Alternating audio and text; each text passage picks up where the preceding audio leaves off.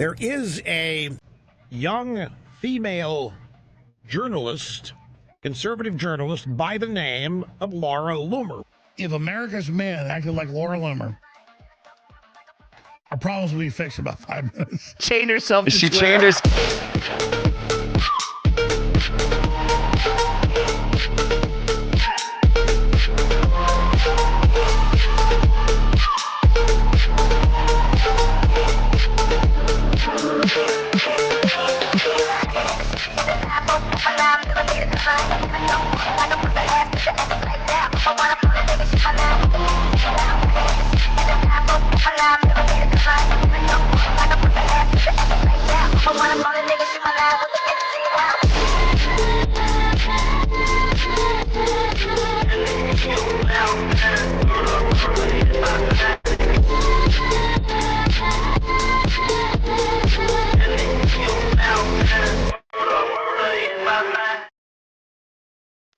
Good evening and welcome to episode 112 of Loomer Unleashed. I'm your host, Laura Loomer.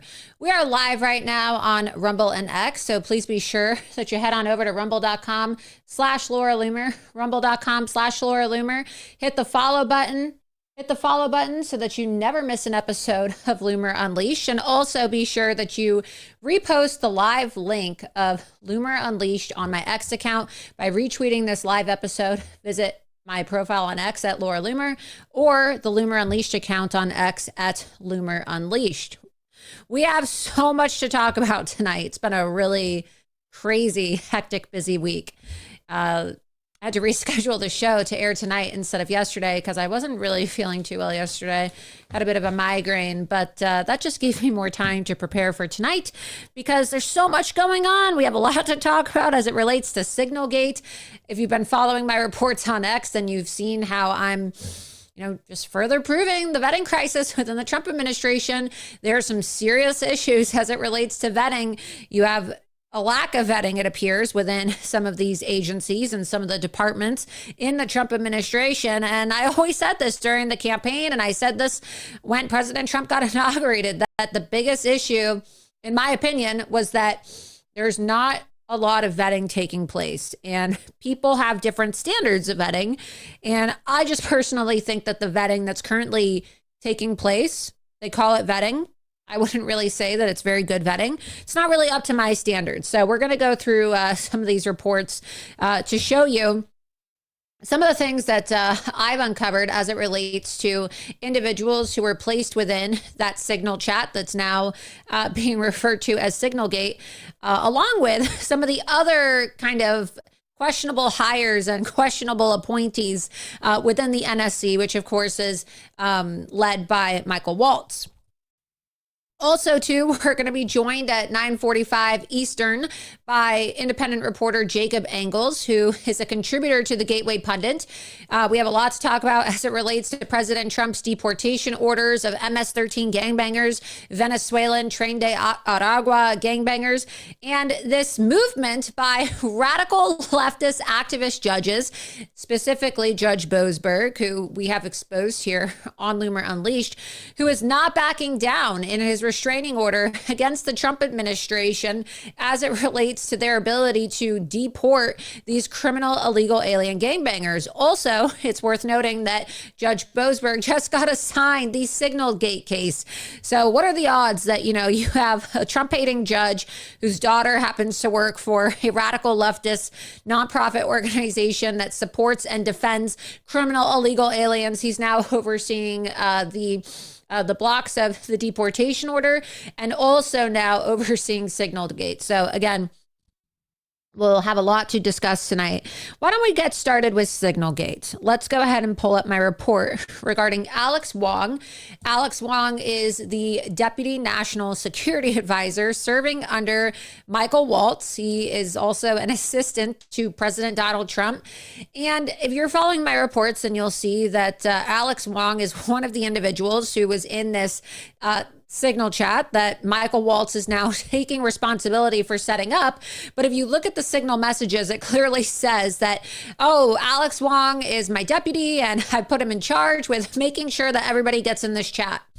And The controversy is how a leftist reporter by the name of Jeffrey Goldberg, who works for a hostile anti-Trump publication known as The Atlantic, was able to get added to this top secret chat with intel officials and key administration officials.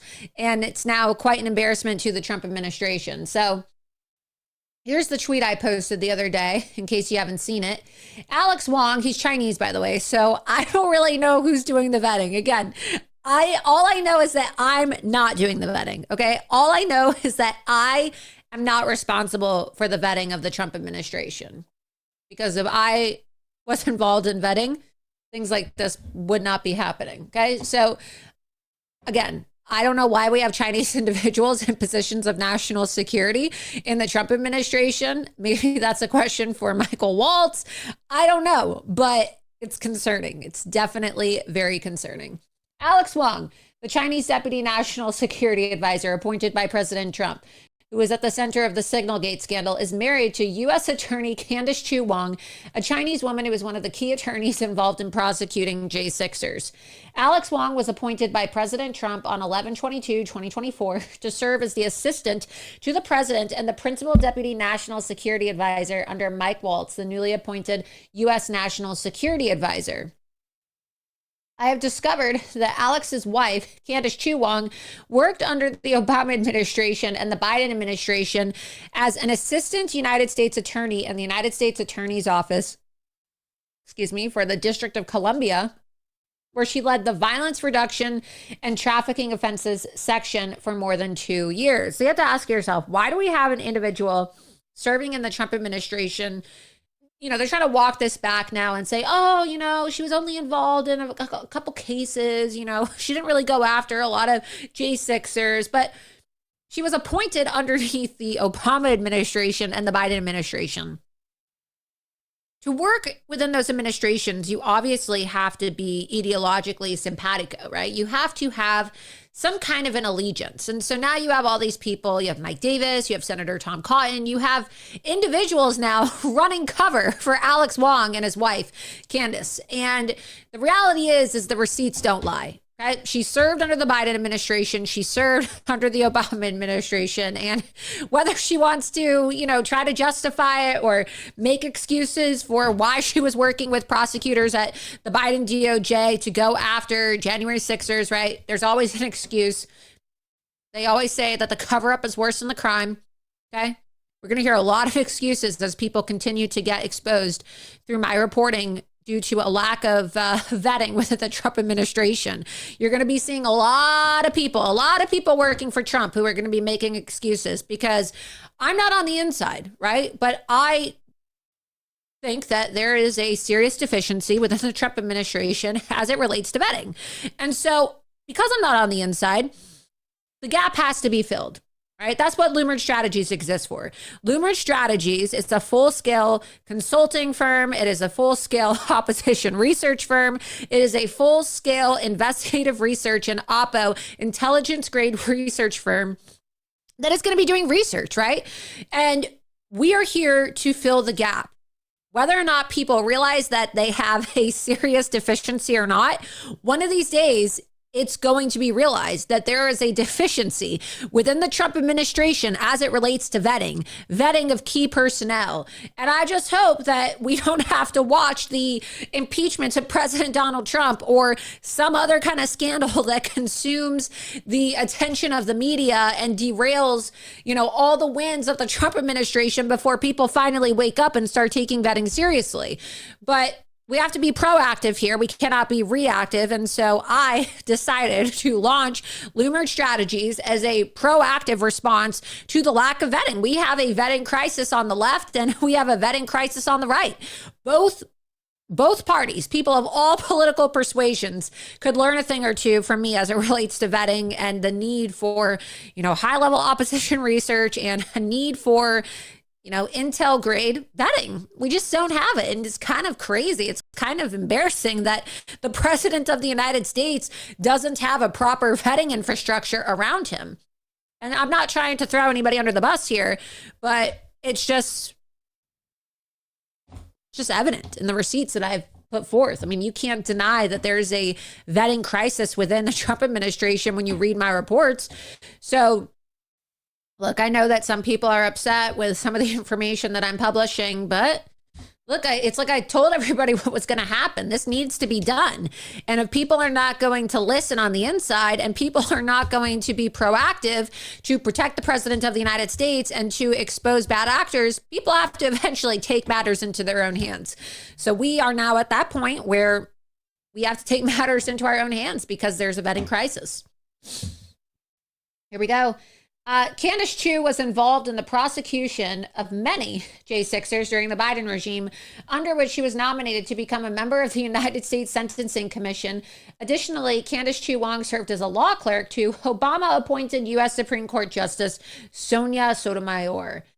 Of course, Sonia Sotomayor thinks that Donald Trump is a white supremacist, right? Sonia Sotomayor, who is one of Obama's DEI appointees to the United States Supreme Court. So the guy who is the Chinese individual who is now the Deputy National Security Advisor, it's just unbelievable. I have to even say Chinese Deputy National Security Advisor. Like, again, it's not racist to say this. I just think that given the fact that China unleashed a bioweapon on our country, given the fact that we have so much Chinese subversion within our own government, why is the Deputy National Security Advisor of the United States of America Chinese?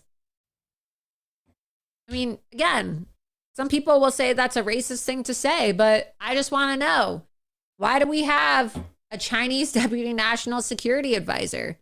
Just seems a little odd, doesn't it? So I'm asking the question. A lot of people didn't really know this, it seems, because it's all over the news now. People are freaking out. Why do we have a Chinese Deputy National Security Advisor who is married to a Chinese U.S. attorney who worked under Obama and Biden and who helped prosecute January 6ers after the stolen 2020 election? It seems like a pretty common sense question. Maybe common sense is hard for some of the people who are now serving in the Trump administration, but it's going to be a tough lesson for people to learn. You can scroll down.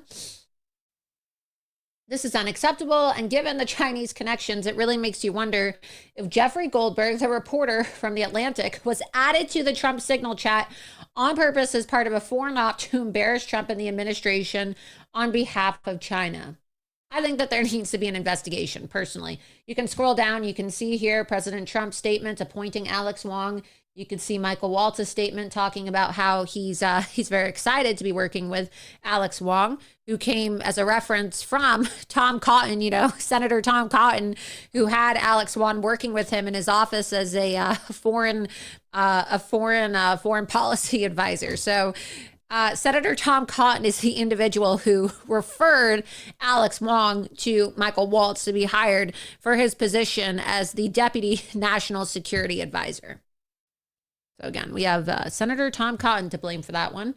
Let's go back to the receipts in that tweet. Here we go. There's proof that they're married. There's their New York Times bio. He's so embedded within the deep state, this Alex Wong individual, that the New York Times even gave him his own spread for his wedding. That's what the New York Times does. They love writing these little write-ups about, oh, this person got married to this person. And you have to be within their little club, their little deep state club. And then they love writing little articles. Politico does it. New York Times does it. They all keep tabs on who's marrying who, right? So it's very easy to see. It's a very deep statey, cliquish thing that they all do. They put their little, like, their marriages and their job promotions and everything that they want people to see about them in their social lives within these little spreads in the New York Times and Politico. Here we go. Here's her bio. United States Sentencing Commission. You can see here, she worked at the Department of Justice, on the sentencing commercial. She worked with Sonia Sotomayor, Brett Kavanaugh, went to Harvard. And you can scroll down in that tweet thread and you can see the other photos that I posted. Yep, there's their wedding photos. We got their wedding photos there. There's Alex Wong and his wife. So she was even nominated to be on the sentencing commission by Joe Biden. Yeah, if you're a MAGA loyalist, if you are deeply entrenched in Trump world, you're not getting appointed to anything by Joe Biden. Right? Next. Also, too, Alex Wong, who is the Deputy National Security Advisor under the Trump administration, he used to work for the law firm Covington and Burling. And you may recall that recently President Trump revoked the security clearance and pulled all of the federal contracts for several law firms that were involved in the weaponization of government, including Covington and Burling. And so how is it that an individual who worked for one of the law firms that weaponized itself against Donald Trump and had its security clearance revoked by President Trump, and we can pull that up if you type in, go to Google and just type in Trump revokes security clearance of Covington Burling, you'll see firsthand. And yet a guy who literally worked with Covington Burling, who had their security clearance revoked, is now our Deputy National Security Advisor. Here we go. Trump adds another firm to his big law vendetta. Not really a vendetta. You can scroll down, read the article. He signed an executive order revoking the firm's government contracts, ending their government contracts and their security clearances. So you can go back, find the one that's Covington Burling. Yeah, let's see. Here we go. Security of security clearances, February 25th, the White House. Let's click on that one right there.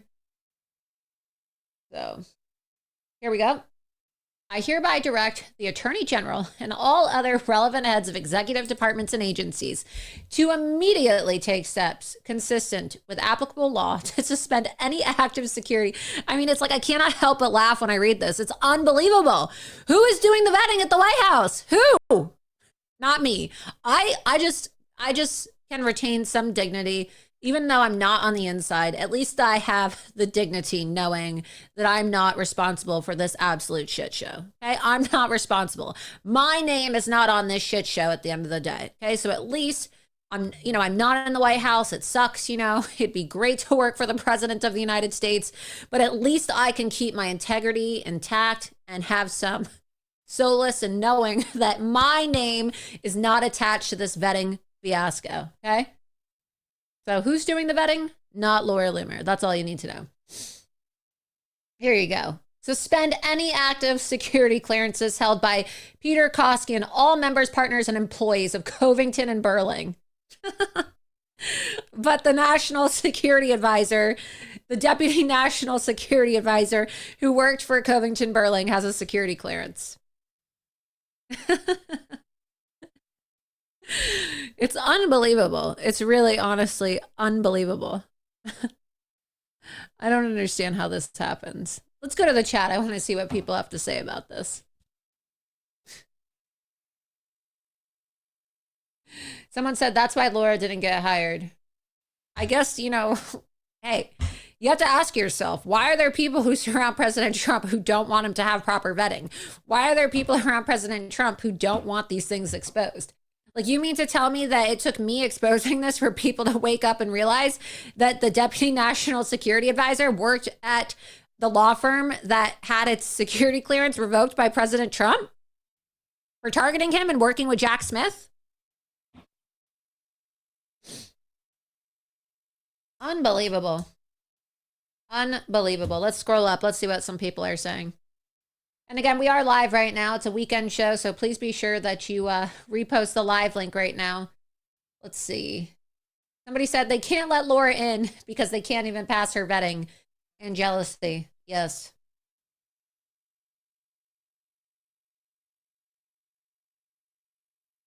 Unbelievable. Let's scroll up. Let's see some of these other questions. If you have comments or concerns, questions, feel free to super chat them in tonight. All right, let's go back to that tweet thread. It gets worse, you guys, believe it or not. All right. So you can see here, Candace Wong served from 2015. That was Obama's term. Obviously, President Trump was not sworn in until 2017. So she worked for Obama. An Obama holdover is married to the Deputy National Security Advisor of the United States of America, you guys. There's no vetting whatsoever. I'm telling you, the vetting is out of control. I mean, those are the receipts. They're pretty, you know, pretty cut and dry. It's really not much for interpretation there. Interesting, though. You know, you have Tom Cotton. Let's pull up Tom Cotton's tweet. I think we have the tweet that Tom Cotton published where he's running cover for Candace. He's running cover for Candace and Alex Wong. Do we have that tweet? It's really funny watching people go through, you know, these mental gymnastics, jumping through hoops. Here we go. Tom Cotton putting his own personal friendships ahead of our U.S. national security. Let's open up this tweet from Tom Cotton. Alex Wong and his wife Candace are complete and total patriots, 100% MAGA warriors who always put America first. A MAGA warrior who worked for Obama. Does that sound right? Would a MAGA warrior really work for Obama, you guys? Would a MAGA warrior work under the Obama administration? I don't think so. For 3 years, Alex worked hard for me until President Trump smartly hired him away. President Trump made another great decision to hire Alex as his deputy national security advisor. America is safer and better off with Alex in the White House. Well, not really. Not if leftist reporters from The Atlantic are getting in signal chats set up by Michael Waltz and Alex Wong. We're safe, guys. We're so safe. We are so safe. Don't worry, guys. The Chinese deputy national security advisor knows how to use Signal. We are so safe. Take it from Tom Cotton. And I mean, you see people calling him out on his bullshit here. You have Gunther Egelman. Let's scroll down and see what he said. Don't act like we can't read between the lines here. Your endorsement has the opposite effect. Tell me, are you vying for members of the Trump cabinet to get booted so you too will have an opportunity to swoop in for the spot? You know, Tom Cotton wanted to be the defense secretary. He did. I mean, it's well documented. I actually I put out a tweet about this today. Let's pull up my tweet about Tom Cotton and how he originally wanted to be the defense secretary.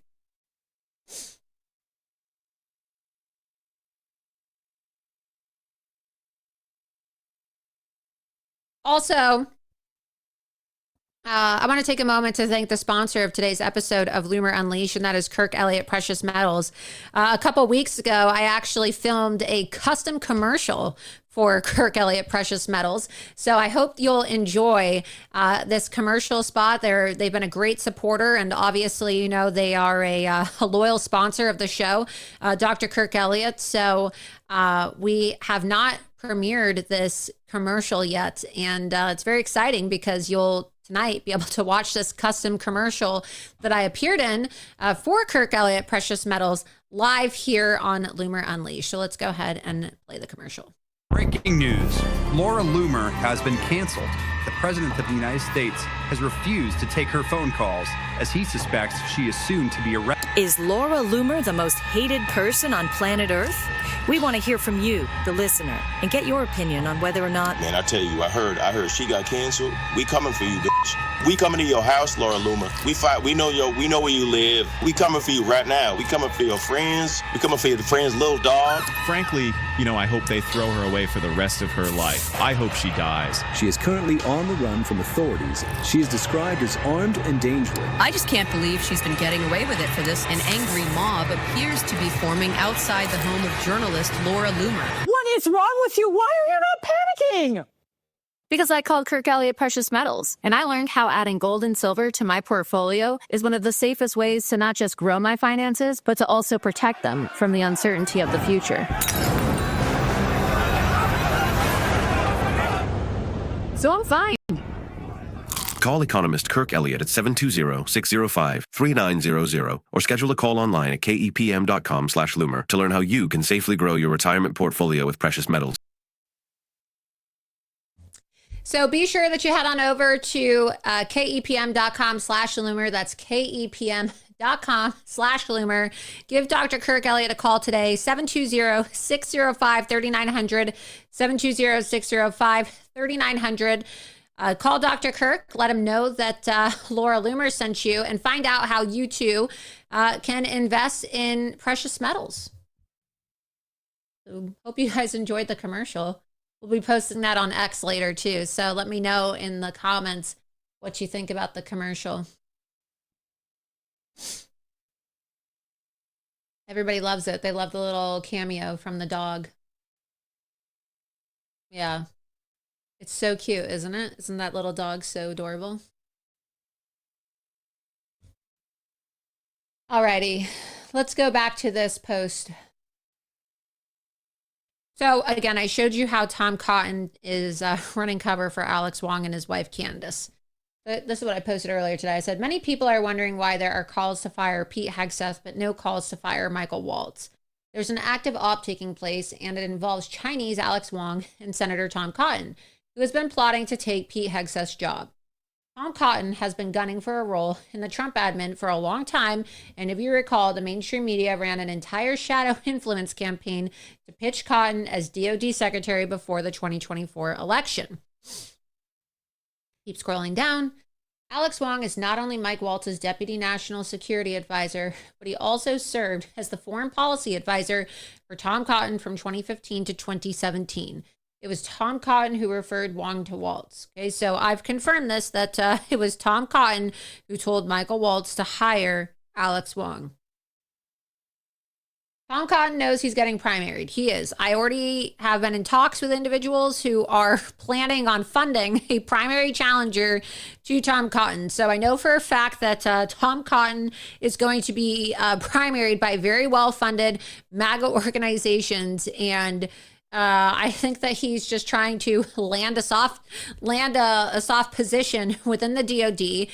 I think that he always wanted this position, and then when he was told he wasn't going to get the position, he pretended like he wasn't actually vying for the position in a planted story by Axios. And so if you go and you type in Tom Cotton, Axios defense secretary online, you can even see this story from earlier during the transition period. And, you know, it's obviously a way for him to soften the blow over the fact that he wasn't getting hired. Here we go. Scoop, Tom Cotton won't join. So this was November, the day after the election, right? It's the day after the election. Like, who gives a shit about whether Tom Cotton is going to be the defense secretary the day after the election? Like, everybody's just talking about the fact that President Trump, defeated Kamala Harris, right? But no, Axios has this planted story. Oh, scoop, Tom Cotton won't join the Trump cabinet. Okay, yeah, like, because he probably was told beforehand that he wasn't going to be the defense secretary, even though he wanted to be the defense secretary. He wanted Pete Hegseth's position. So go back to the thread, and you can even see that this the shadow campaign,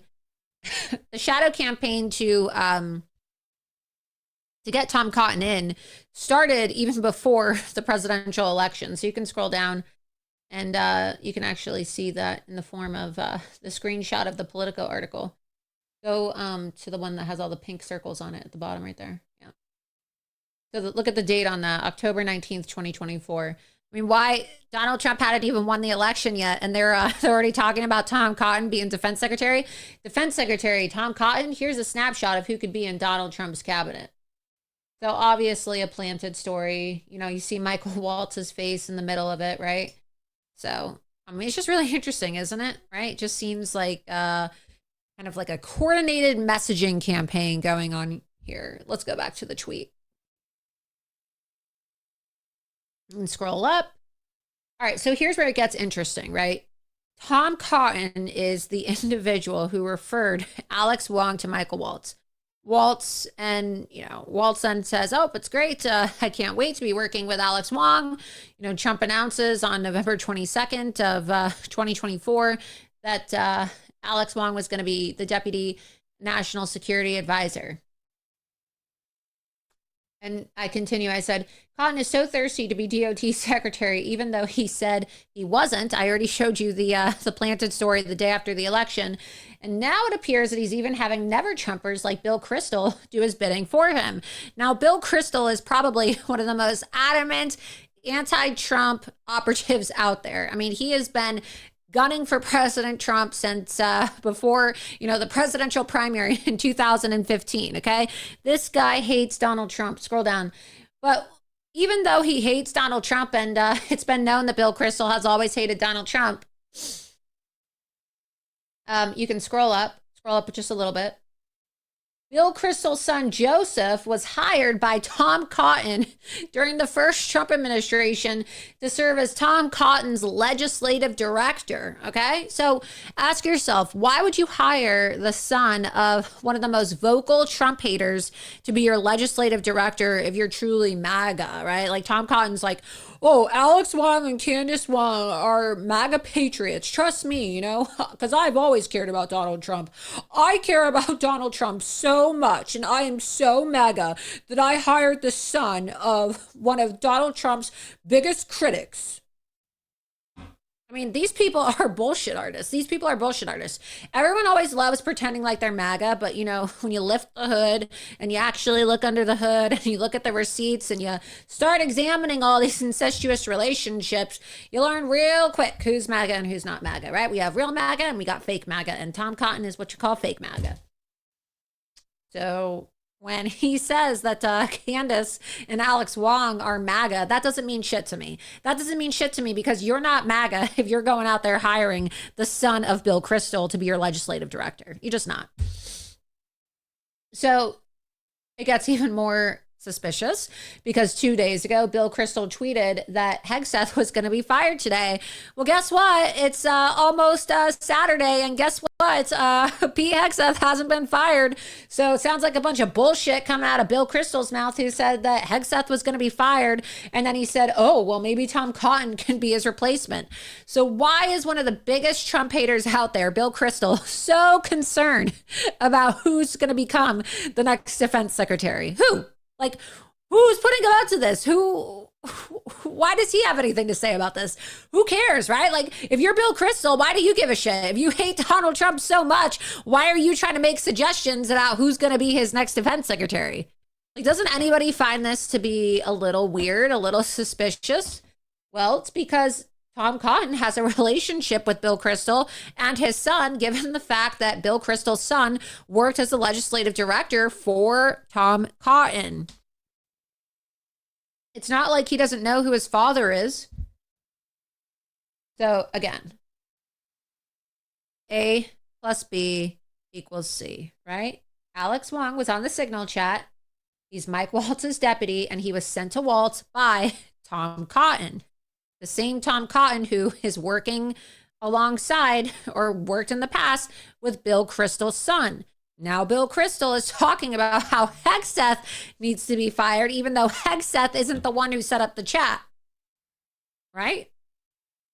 Doesn't make sense, right? I mean, why would, I'm not trying to defend Pete Hegseth. I think everybody needs to take responsibility for this, but why would Hegseth be the one that gets fired if Michael Waltz and his staff or Alex Wong are the ones that set up the Signal chat? Right? I mean, it doesn't really make any sense. You know, Charlie Kirk actually had a good point. Let's go ahead and play the clip from Charlie Kirk talking about this as well. Actually, before that, let's play President Trump responding to a reporter's question in the Oval Office about Signalgate, because you can see how this is now snowballed into becoming a very embarrassing scandal for the Trump administration. Why? Because there's no vetting. Nobody is doing any vetting in the Trump administration. People can say they're doing vetting all they want. This is not vetting. This is not vetting. And if this is what you call vetting, then this is a very piss poor excuse for what we call vetting. And look, I'm not trying to throw people under the bus, but it's very embarrassing. This is very embarrassing for Donald Trump. And don't think that President Trump and his senior advisors are not fuming, pissed off about this. You think that they want to have to deal with this screw up by their own, appointees? I don't think so. I don't think that this is what President Trump wants to have to deal with. And it's a shame. It's a shame because, look, you know what they say, elections have consequences. Guess what? Vetting and a lack of vetting also has consequences. And now you're starting to see the consequences of half-assed vetting in the Trump administration. Let's go ahead and play this clip. Look, it's all a witch hunt. Here we are talking about some of the greatest business deals ever made. The greatest companies in the world are moving into the United States. And you want to ask about whether or not Signal works. I don't know that Signal works. I think Signal could be defective, to be honest with you. And I think that's what we have to, because you use Signal and we use Signal and everybody uses Signal, but it could be a defective platform. And we're going to have to find that out. I mean, they're lying to Donald Trump now because they want to cover their own asses. And he's saying things like, oh, it could be a defective platform. It's not a defective platform, Mr. President. Your own staffers, your own appointee screwed up, right? They just need to come clean and they need to tell you the truth and they need to stop feeding you lies so that, you know, stuff like this isn't said in the Oval Office to reporters, because it's now creating this narrative that that Donald Trump doesn't know how Signal works. And Donald Trump is not a stupid person. He's a very smart individual. And so by them trying to cover up their own mistakes, they're trying to now embarrass the president of the United States. And it's leading to people mocking Donald Trump and saying that he doesn't understand technology.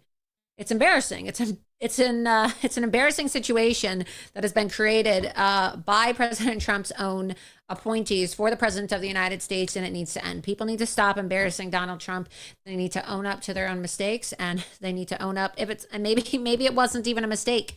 You know, they need to own up to what happened. They need to admit what happened, and they need to stop lying to Donald Trump. If somebody's going to get fired, well, you know what? Then someone needs to get fired. How it works, right? Competent people don't get fired for the most part. You do your job, well, you're going to be in the Trump administration. If you fuck up and you embarrass the president of the United States, well, maybe you deserve to be fired, right? Let's go ahead and play clip number 12 of Charlie Kirk talking about Signalgate and how this really just shows the the crisis in the Republican Party, and how this isn't just, an issue of a scandal, and it's not just fodder for the left to use to attack individuals in the Trump administration. It's a fight for the soul of the Republican Party, because if we don't start, cleaning out house now and identifying bad actors and people who are embarrassing the president of the United States, we're going to see a repeat of the same type of blunders and the same type of embarrassments for Donald Trump that we saw during the first Trump administration. So let's go ahead and play clip number 12. So what's really going on here is a fight for the soul of our Republican Party. It's not about Signal group chats. It's not about security. It's not about any of that hocus pocus stuff. It's not about Roger Wicker, who's sending this ridiculous letter from Mississippi saying, well, we need to have a Department of Defense IG investigation. Do you notice that none of them on Capitol Hill, from Tom Cotton to Roger Wicker, are drawing any fire on the person that actually created this group chat or his lieutenant, Alex Wong? Do you notice that they're not criticizing Mike Waltz at all?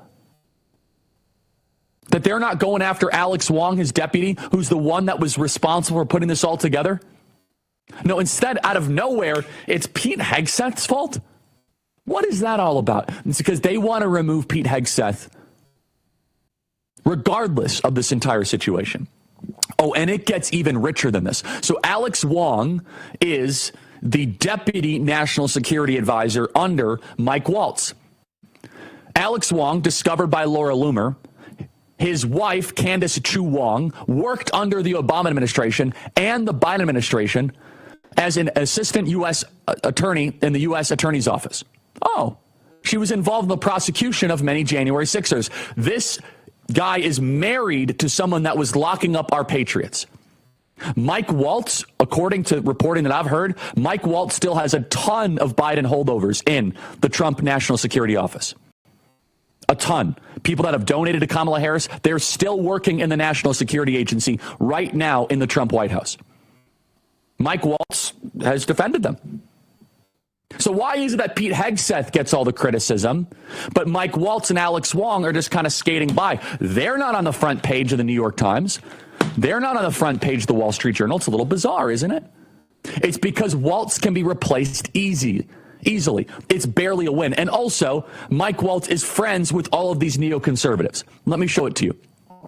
Out of nowhere, Tom Cotton, the chief warmonger on Capitol Hill, the head of the Senate Intel Committee, tweets out this morning a defense of Alex Wong.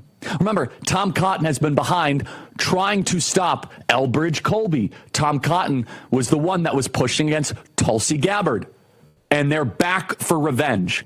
The military-industrial complex via the neoconservatives on the Senate Hill are back for revenge against our America First movement, and they are all after Pete Hegseth. This simultaneous strike against Pete Hegseth is not a mistake. It is a coordinated plan. It is a unified, synchronized attack. It is orchestrated. I'm not the only one saying it, you guys. I am not the only person saying it. It's a massive problem. It's a huge issue. Oh, boy. Let's go back to the tweet. You can see the tweet. If you have this tweet pulled up, you can see the tweet from Bill Kristol. You can see the tweet. You scroll down a bit and you can see that he says, prediction, Hegseth gone by Friday. Dunno, replacement Cotton. Why would he say that? Why is Trump hater Bill Kristol actively trying to recruit Tom Cotton to be the next defense secretary? If he truly hates Donald Trump so much, why is he so focused on who Donald Trump puts in as the next defense secretary? This is what you call an op, you guys. This is what you call an op. We're going to be joined by Jacob Engels momentarily to talk about some of these scandals and to talk about the issue with some of these, swamp creatures on both the left and the right who now continue to obstruct President Trump's policies, who continue to push these, I guess you could say it's not just an effort to obstruct the Trump administration, but this is a generational issue, right? Some of these people have been in Congress for decades, right? Some of these people have been there and they're going to continue to be there till the day they die. And the question is why are some of these individuals still allowed to remain in this new golden era, this new golden age that we're witnessing under this Trump administration, the second Trump administration, when we are well aware of their obstructionist ways? I mean, we are already aware of how these people don't share the same vision as it relates to foreign policy, as it relates to national security, as it relates to, very, very basic key policy positions. They are not on the same page as Donald Trump. So why are they still in Congress? Why are they still in the Senate? Why are they still occupying space in administrative positions within the second Trump administration? I don't know. I don't know. But joining me now to discuss this, and hopefully we can get some answers, is Gateway Pundit contributor Jacob Engels. Jacob, thanks so much for joining me tonight. How are you doing? Absolutely, Laura. I'm doing great. First of all, I want to start by praising your work and Charles Downs in exposing Jasmine Crockett. I mean, she is a real ghetto piece of trash. She shouldn't be in Congress, and I think it's just wonderful work that you're doing at Loomer Unleashed. I really appreciate that. Thank you so much. You also are doing great work. You are now a contributor with Gateway Pundit, and so I see you've been breaking a lot of really big stories lately.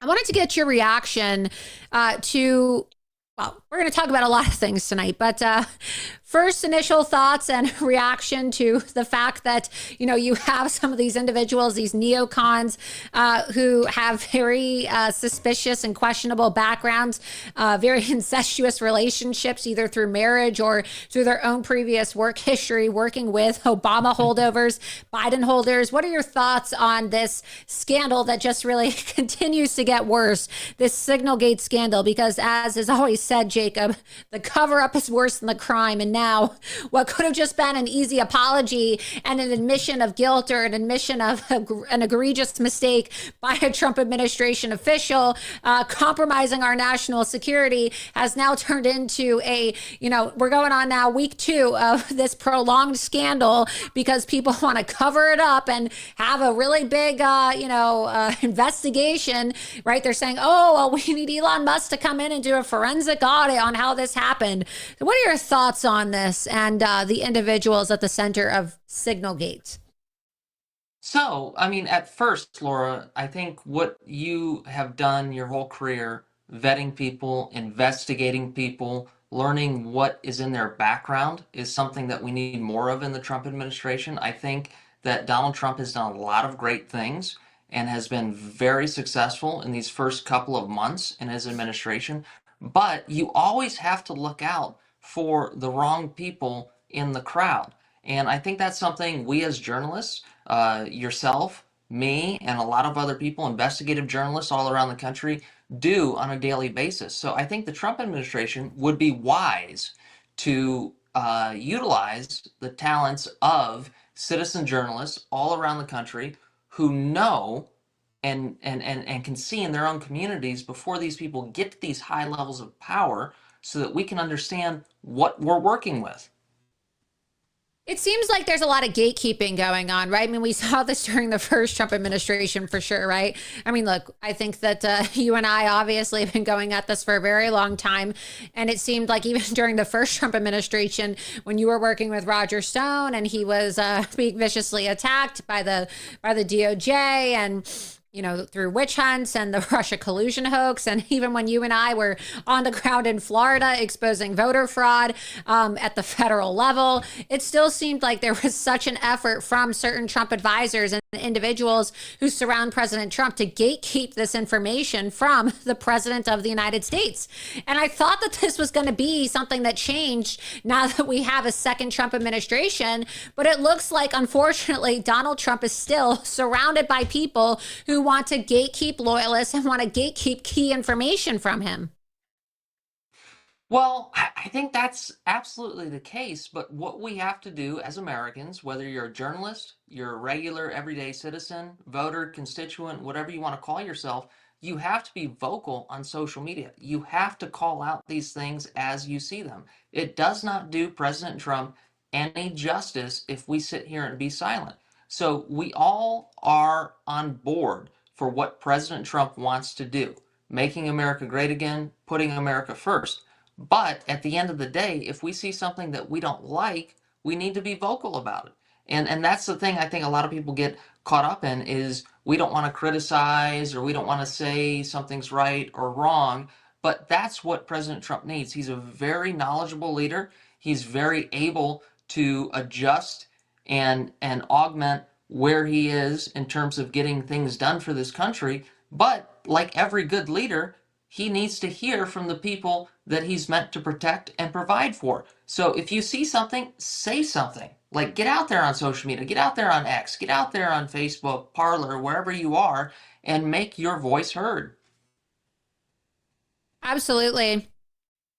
I would say that one of the things, though, that is going well so far within the Trump administration is, Marco Rubio and Tom Homan and Kirstine Noem are doing a pretty good job rounding up a lot of these criminal illegal aliens. I'd say that deportation is going pretty well. And we have some videos here. I know that the left is now erupting in, absolute fits of rage and protests because they're upset with the fact that the Trump administration is deporting criminal illegal alien gangbangers in MS-13 and also trained Aragua. And we've seen that there was a report that came out today that said that in addition to all of these criminal illegal aliens being deported, Judge Boasberg, who of course is a radical leftist activist judge, is continuing his restraining order to block the deportation of these criminal illegal gangbangers. And simultaneously, the Trump administration is facing pushback for Marco Rubio's efforts to strip the visas of the student visas of some of these jihadist individuals and students who are engaged in radical activities and terrorist activities here on U.S. soil. Let's get this article pulled up really quick of Marco Rubio. I believe today it was announced that he has stripped 300 students of their student visas and issued deportation orders for them under this new Trump administration due to their participation in pro-terrorist activities. So here we go. We have this report. Rubio says the State Department has revoked more than 300 student visas. Marco Rubio said his department is looking every day for other visas to pull. Thoughts on this? I know that you spend a lot of your time in Florida, and one of the things that you have been focused on exposing throughout your career as an independent journalist is the jihadist infiltration of, some of these Islamic organizations here in America, and especially their activity on college campuses. That's something you have spent your time exposing in the last, 10 years that I've known you. Absolutely. I mean, we had a case at Rollins College here in Central Florida where you had a professor who literally was giving F grades and claiming harassment from a student who questioned her on the idea of Sharia law.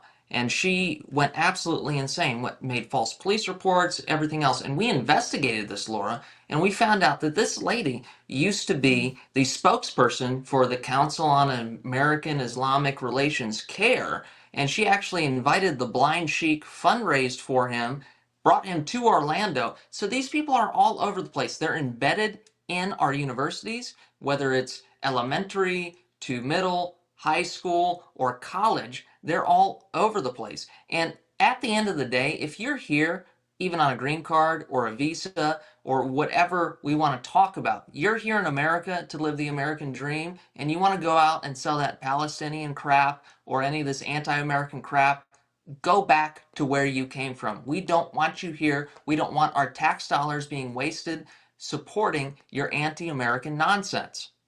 Absolutely. And I actually ended up catching up with Tom Homan, our border czar, in the airport here in Palm Beach, Florida, a couple days ago.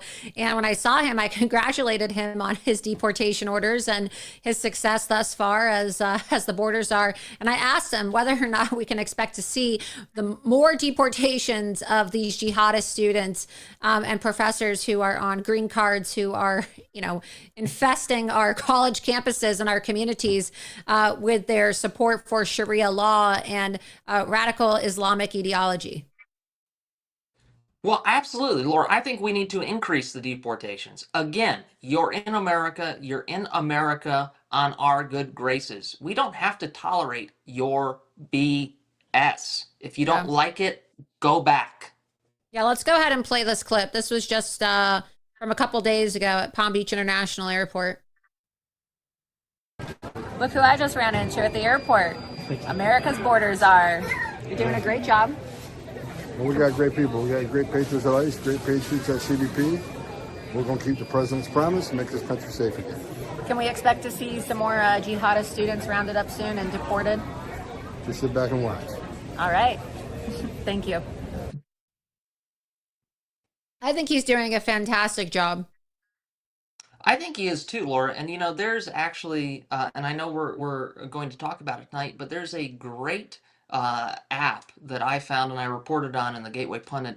It's called iceraid.us, and this allows you, as an everyday citizen, to report any illegal immigrant activity, criminal activity in your community. And it's really interesting because it's called GovFi, and that takes a lot of the stress off the government to where we as citizens do the basic work in reporting information and crimes as we see them. And because as it relates to this whole issue with vetting too, Tom Homan and Marco Rubio are doing a great job, but also there's a lot of investigative journalists out there and people who are, kind of like internet sleuths who also are finding information that these vetters at the government level, at the intel level in these agencies should be finding, but they're not finding. And so I find this app to be rather interesting, and you reported on it. And so I wanted you to come on my show and talk about it, because now it's kind of like a crowdsourced approach on the blockchain, right? You can actually earn cryptocurrency. Yep. It's really cool.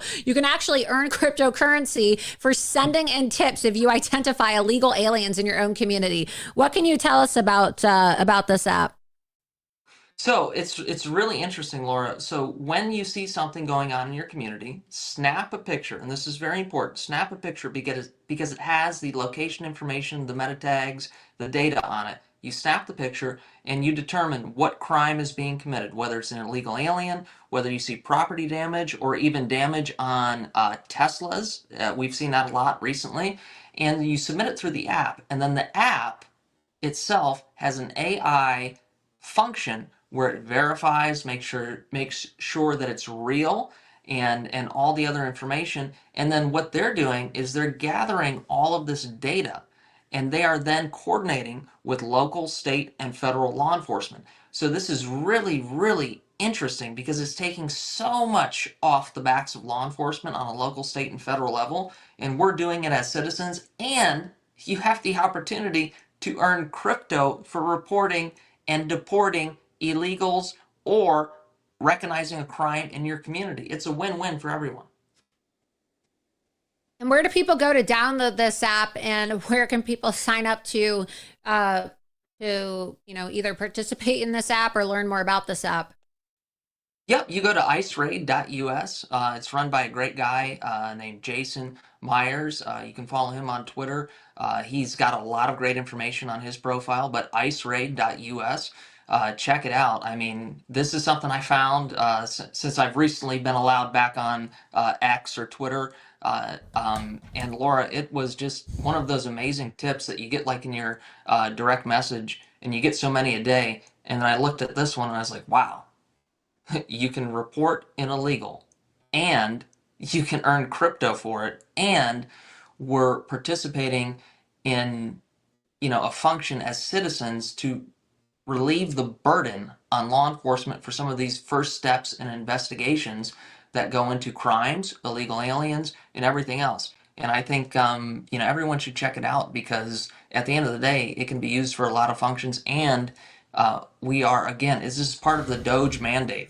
We're not cutting costs, but we're actually saving money by not having law enforcement do some of this legwork up front.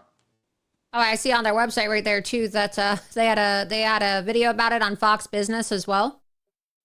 Yep, absolutely. They were on the Matt Gaetz show. Now we're on Laura Loomer.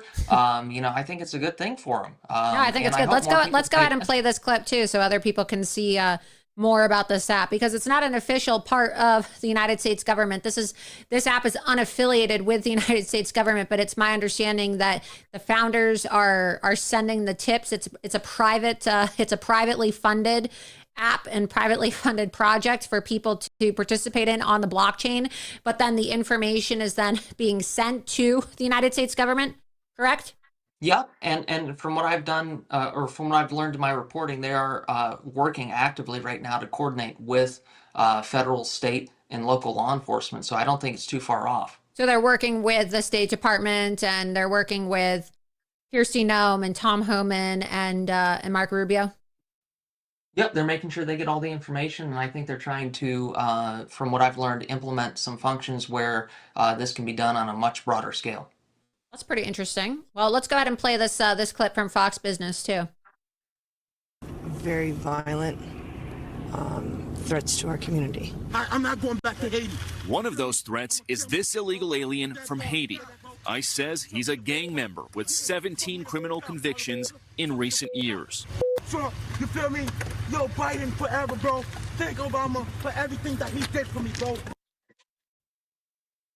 So that's just an example of some of the individuals who are within our community. And a lot of people are aware of individuals like that, members of gang organizations, criminal illegal aliens. I mean, everybody knows of the criminal illegal gangbangers that you hear about in your community, or when you go to Home Depot and you see a bunch of illegals. And so now if you go to Home Depot, or you go to Lowe's, or you go to your local convenience store, or you're walking down the street and you see a criminal illegal alien gangbanger, or you are aware of a group of people from Haiti like this individual here, or Train de Aragua gang members, or MS-13 gang members, or you're getting really sick and tired of the illegal alien construction workers making a lot of noise at the house next door to yours, you can actually call it in. You can actually get cryptocurrency for reporting these individuals. It's almost like a bounty.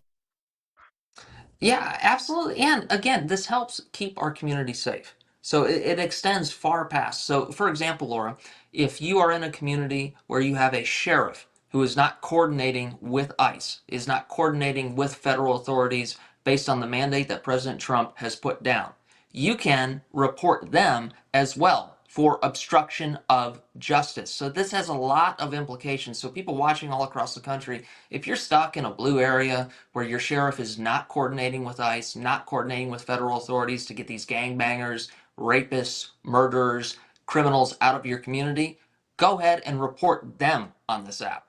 There are so many functions, and they've actually released. So it's not even just for reporting illegals. It's also reporting obstruction of the Trump agenda by officials in blue states. That's pretty incredible. And I think that's a very important thing that we need to do, because Absolutely. Reporting the illegals is step one, but reporting the people who don't coordinate and report the illegals as law enforcement, that's another step. That's obstruction of justice. This country is too sacred to be abused by fentanyl, rapists, murderers, and illegal aliens. Absolutely.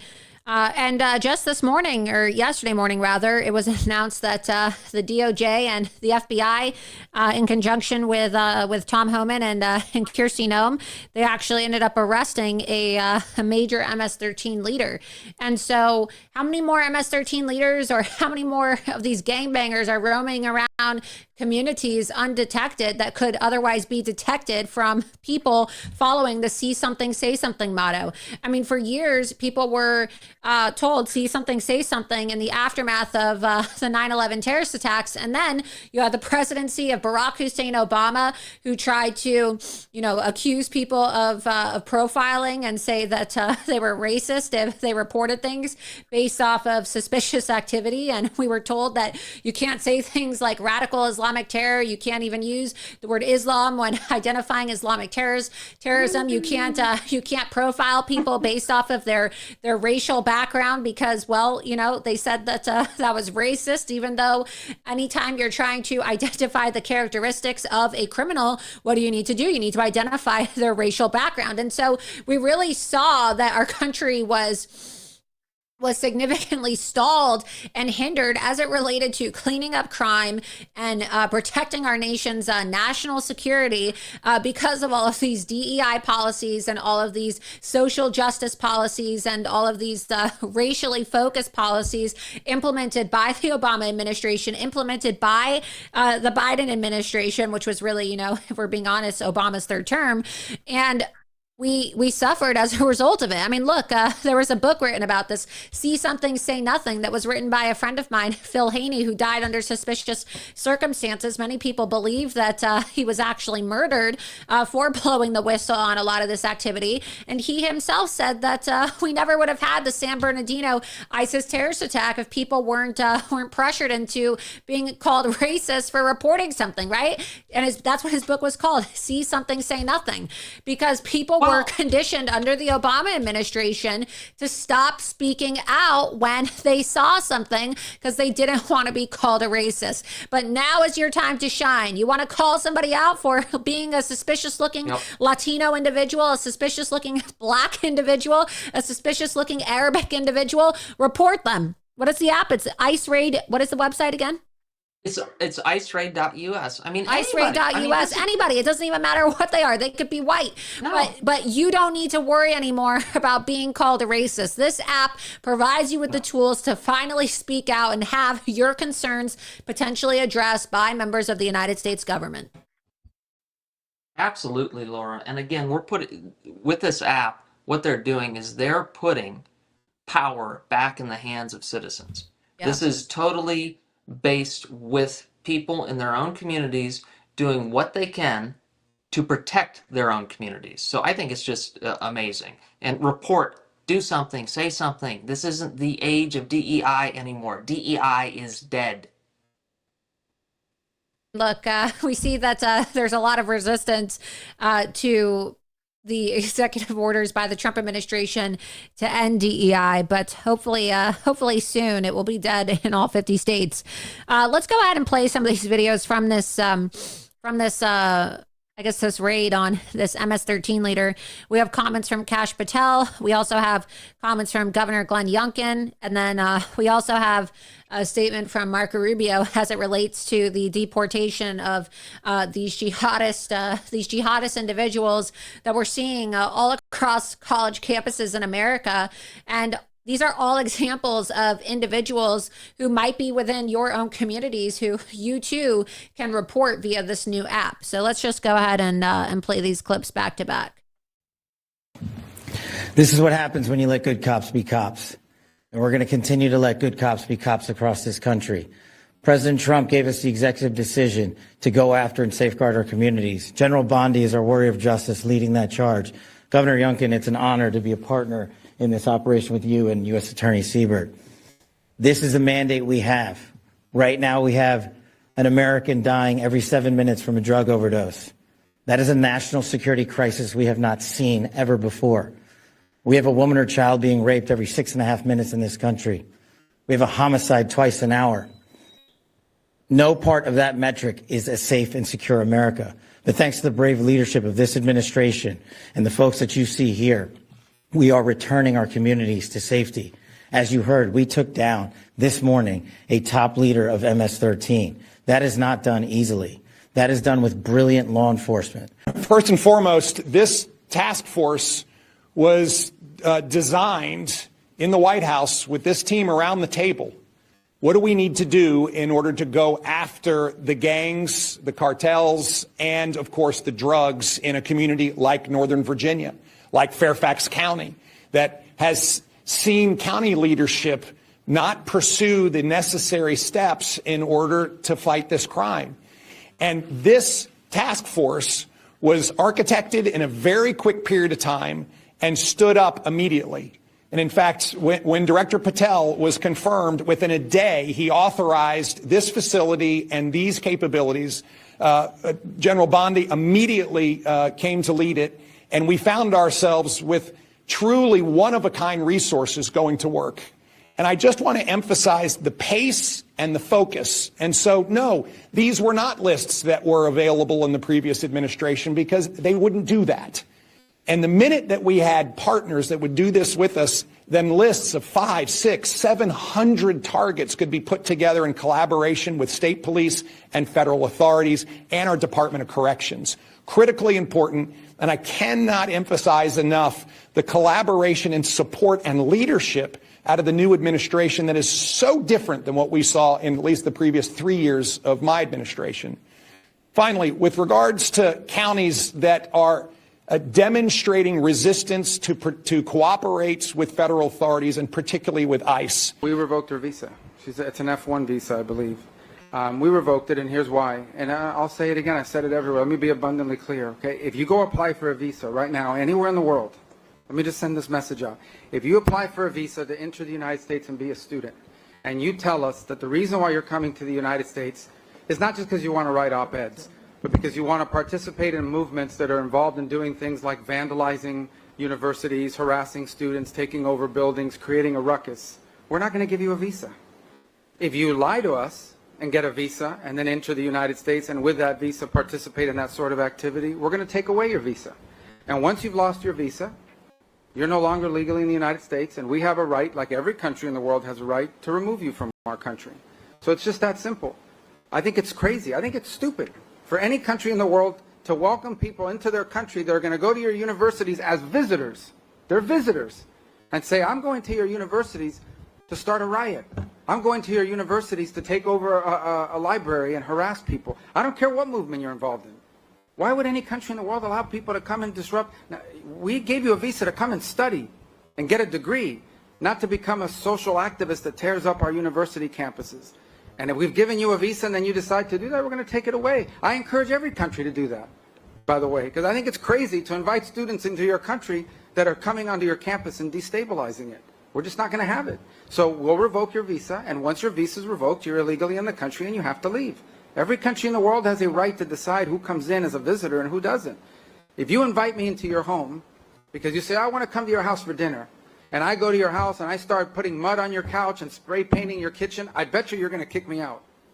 Well, we're going to do the same thing if you come into the United States as a visitor and create a ruckus for us. We don't want it. We don't want it in our country. Go back and do it in your country. But you're not going to do it in our country. So I think that they're doing a great job as it relates to cracking down on terrorist activity in our country.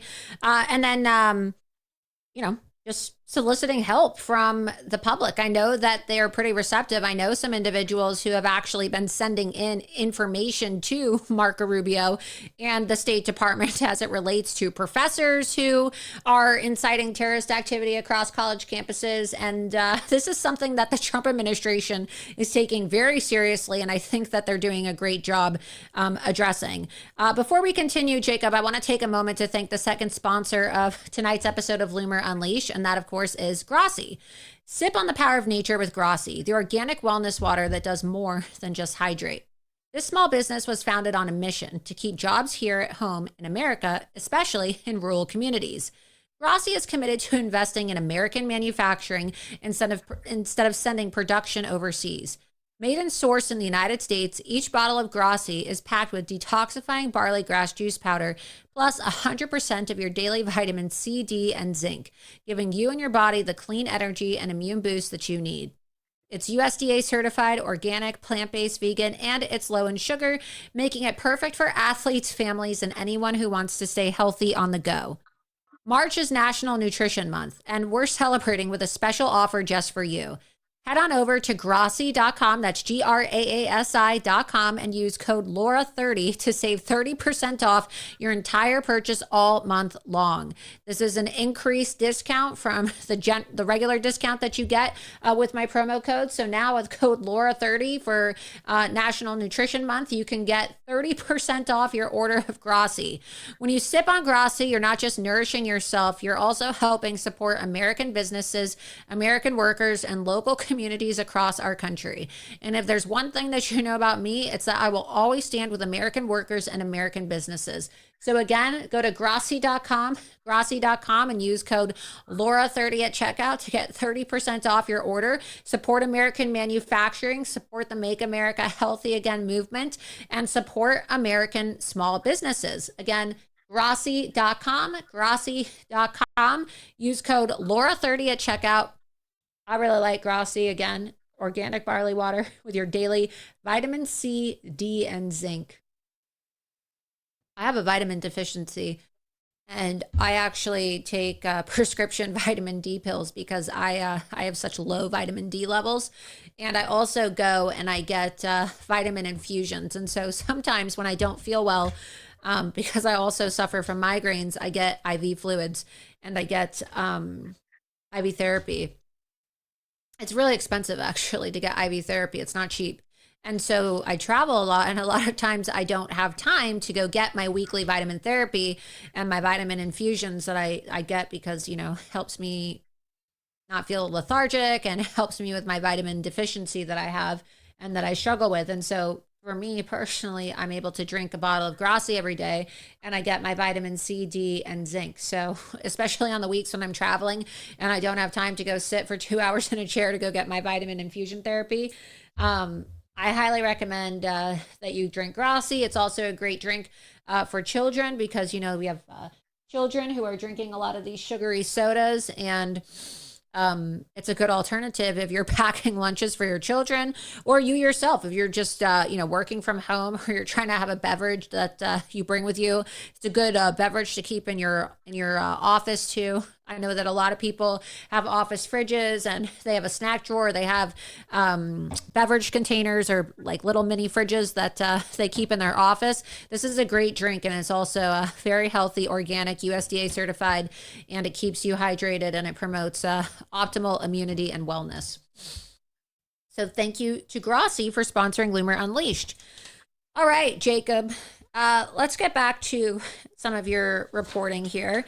Another story that you broke that I want to talk about that's really not getting the attention that it deserves is a story about how, I guess, hundreds of farmers across our country in Illinois and Kentucky have been screwed over by a lack of compensation due to these horrendous floods, and how Obama and McConnell have been working, I guess, kind of behind the scenes for years. And this is something that has really not been rectified from the Obama administration. I mean, obviously, Obama is no longer president, but these farmers are still getting screwed over because of policies enacted under the Obama administration with the support of Mitch McConnell. Again, showing how, as we were discussing in the beginning of this episode tonight, how the parties are really not that different at the end of the day, and how you have swamp on both sides of the aisle that are working to undermine the American people. So why don't you tell us about this story and the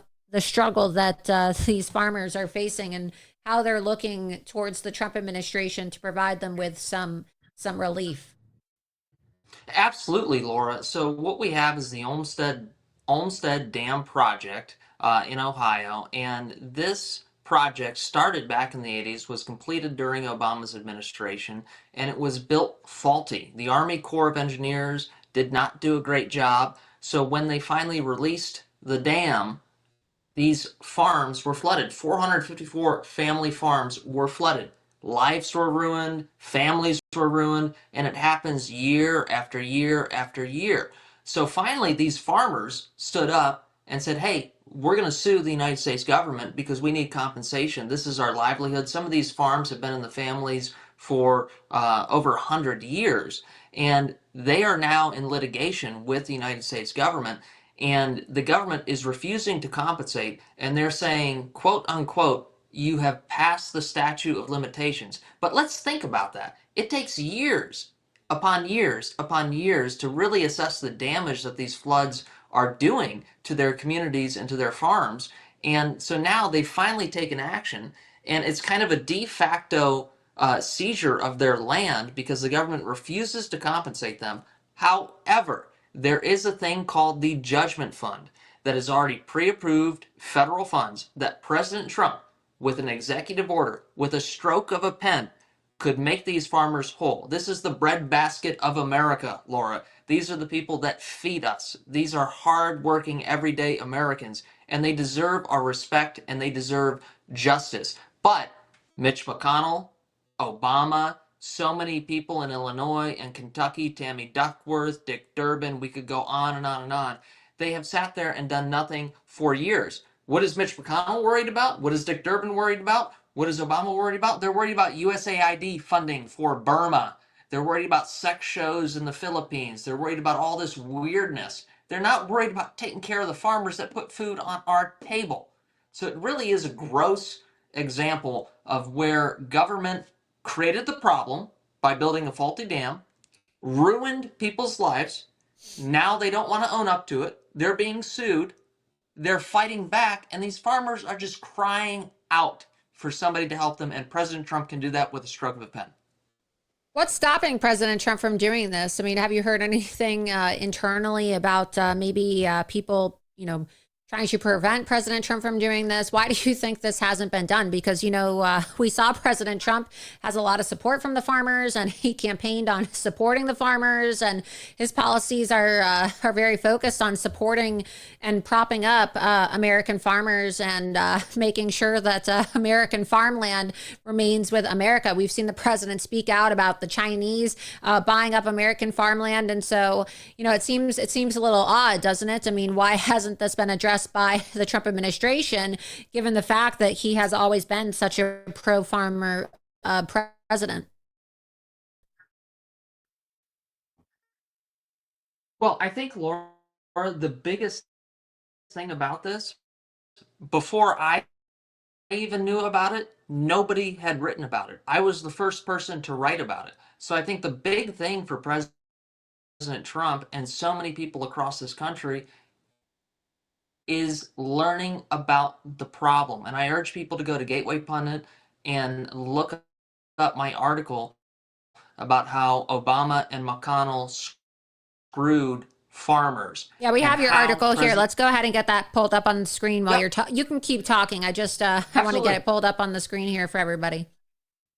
Yeah, and I don't think it's any issue with President Trump not caring. I think just like many millions of Americans, he has not been made aware of this. So I hope with doing programs like this and continuing to write about it, that people are made aware of how these farmers were screwed and how President Trump can save them, because he really does care about them. And I think he will take action. I'm hoping that he takes action. And I think you're right, Laura. He does care about the farmers. He does have a history of supporting this group and these people who feed America, and I think he will do the right thing, and it's on him to do it. He doesn't have to go through Congress. He doesn't have to get additional funding. This is pre-approved funding, Laura, that's already in the budget. It's already set aside. So all he has to do is stroke of a pen, and these farmers will be made whole, and they can continue to put food on our table. And if he doesn't do this, what's going to happen? What's the risk that these farmers face? You're talking about eminent domain, perhaps, right? The confiscation of their land? Yeah, and it's kind of a scary situation for them, because at a certain point, when their land keeps getting flooded and they're in this lawsuit, what is it worth to them? If they lose the lawsuit and if they aren't made whole, what can the government do? They could confiscate their land as part of legal settlement in terms of attorney's costs. I mean, there are so many scary things that are happening here instead of thinking about the idea. Literally, the Army Corps of Engineers did not engineer this dam properly. It caused the problem. It is a government-funded attack on our farmers. So you need to own up to the mistake and make these farmers whole. And if they won't do that, then it just shows you this two-party duopoly. The Democrats don't care, the Republicans don't care, but we have President Trump. This is the golden age, and I think he will do the right thing. Absolutely. I believe that President Trump just needs to probably be made aware of this. What other stories are you working on, Jacob? I know that you're planning on covering the Tesla Global Day of Action tomorrow. We have the Tesla takedowns that we've been documenting here at Loomer Unleashed.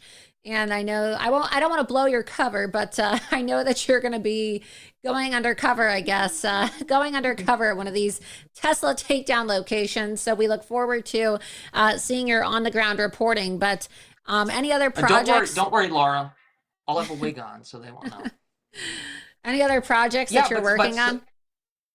Yeah, no, so I just covered a very interesting story about Parler. A lot of people were familiar with Parler. I believe you were on Parler and used it a lot when you were banned on Twitter and Facebook, much like me. Yeah, before Parler got taken down by Amazon AWS, yeah. Yeah, so I did a story a couple of months ago about how USAID funded a takedown of Parler and facilitated that, and the Stanford Internet Observatory actually listed you as one of the unsavory individuals in their takedown. Taxpayer-funded dollars to target you, Laura Loomer, Tucker Carlson, Alex Jones, many others. But now Parler is back, and it's operating on the blockchain. So it is totally decentralized. And people can get back on Parler, and I would urge them to do so because I didn't even know about this until a couple of months ago that Parler was even still a thing. They're back, they're better, and the really interesting part of it is they partnered with the Optio blockchain. So when you're on there and you're posting and you're getting comments, interactions, impressions on whatever you're doing, you actually have the opportunity to earn Optio tokens and cryptocurrency. So it's really, I think, an interesting way for them to come back, and I think everybody should really look into it. So you can monetize your content. Have you tried utilizing it so far? Would you say that it's a good payout? Yeah, I mean, they're doing phenomenal things, and I think the best part about it, I know everyone's But for having content fun creators, though, in terms of the interaction, like when you compare it to the payouts from some of these other platforms, do you think that it's a way for content creators to make a living? I think it is, and I think it's a lot more safe. You know, even though, you know, we love Elon Musk and X and everything's going well over there, but we don't know at any point in time, Laura. You and I have been through this so many times. Whether Exactly. it's You have to PayPal, diversify Cash your App. options. You can't just put you can't Yes. put all your eggs in one basket. Well, and there's so many opportunities on Parler because there's an audience that has not really been tapped into for many years. So now that they're decentralized on the blockchain, I think it's a real opportunity for people, and I would encourage people to take the chance and get back on Parler. I've been using it recently, and I've found a lot of interest and a lot of interaction. And for people who are content creators, investigative journalists, regular citizen, I mean, you can go on there and do dog pics. You can go on there and cover. No, I really like your Parler. own- I had one of the biggest accounts on Parler before they got taken down by AWS in the aftermath of January 6th.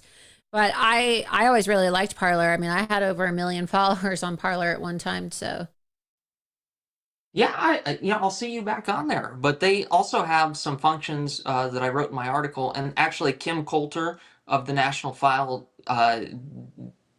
dived into this a little better than I did, where she talked about the fact that they have a burst function. They have it's kind of like TikTok or a Play TV, which is kind of like YouTube, and they have a shop on there. So they're really creating a parallel economy, Laura, where we as conservatives, free thinkers, doesn't matter really if you're a conservative, left, right, indifferent, it's a place for everyone to share their viewpoints and not be censored. And I think for everyone watching, X is great. We're doing a great job on there. Elon is awesome and amazing. However, diversify. Always have a secondary option, and I think people will find some real fun on there. absolutely. Anything else you want to highlight? Well, I'd like to talk a little bit about Charles Downs. I mean, he is killing it. Jasmine, I call her Jasmine Crotch Rocket Crockett. I mean, she is just the most insane member of Congress. I don't know. How does this person get elected to Congress, Laura? And how did Charles keep his cool when her nasty, snaggletooth nails were ripping on him? Yeah, it's pretty disgusting. I mean, we have a video from Charles, actually. We have some updates since the last episode of Loomer Unleashed aired. You may have seen the video that's gone super viral of Loomer Unleashed DC correspondent Charles Downs getting physically assaulted by Democrat Congresswoman Jasmine Crockett, who is the most ghetto member of Congress.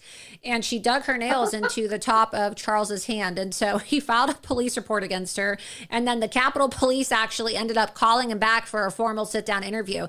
So Charles went into the Capitol Police headquarters the other day and said he wanted to press charges against her for assault, battery, and attempted theft. And they have now referred his complaint and his police report to the U.S. Attorney's Office under Ed Martin, the U.S. Attorney for the District of Columbia. So there's a good chance that Jasmine Crockett may actually have, charges filed against her by the U.S. Attorney's Office. She might actually get arrested and charged for what she did to my Loomer Unleashed DC correspondent.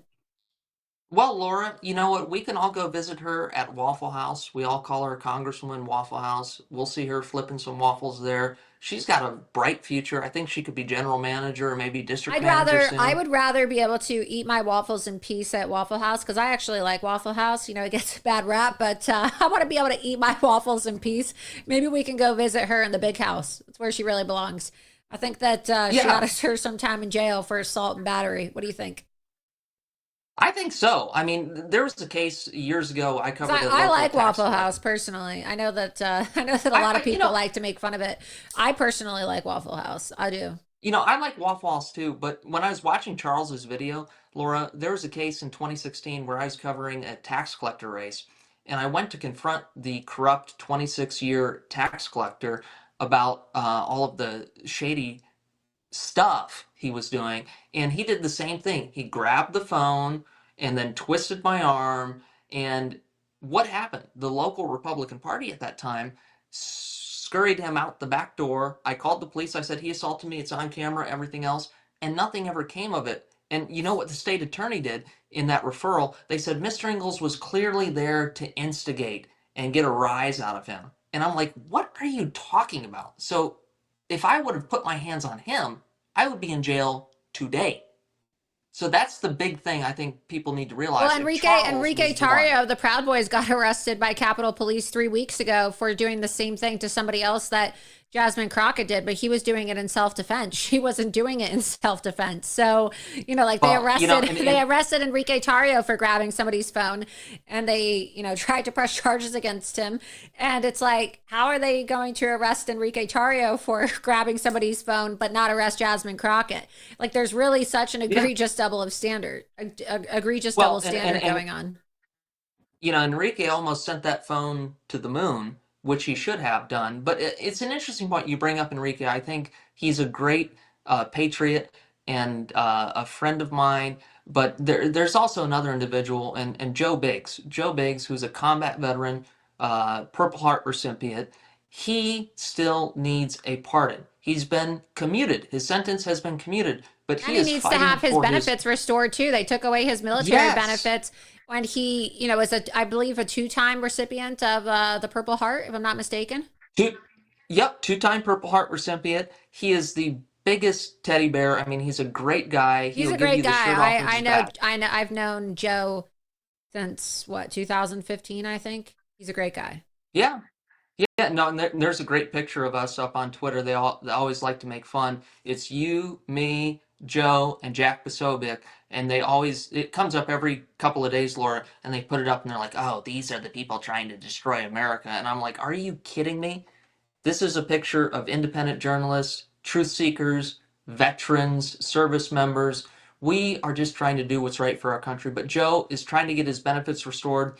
He really needs this pardon, and I believe Donald Trump will act on it. But I want America to know about his situation.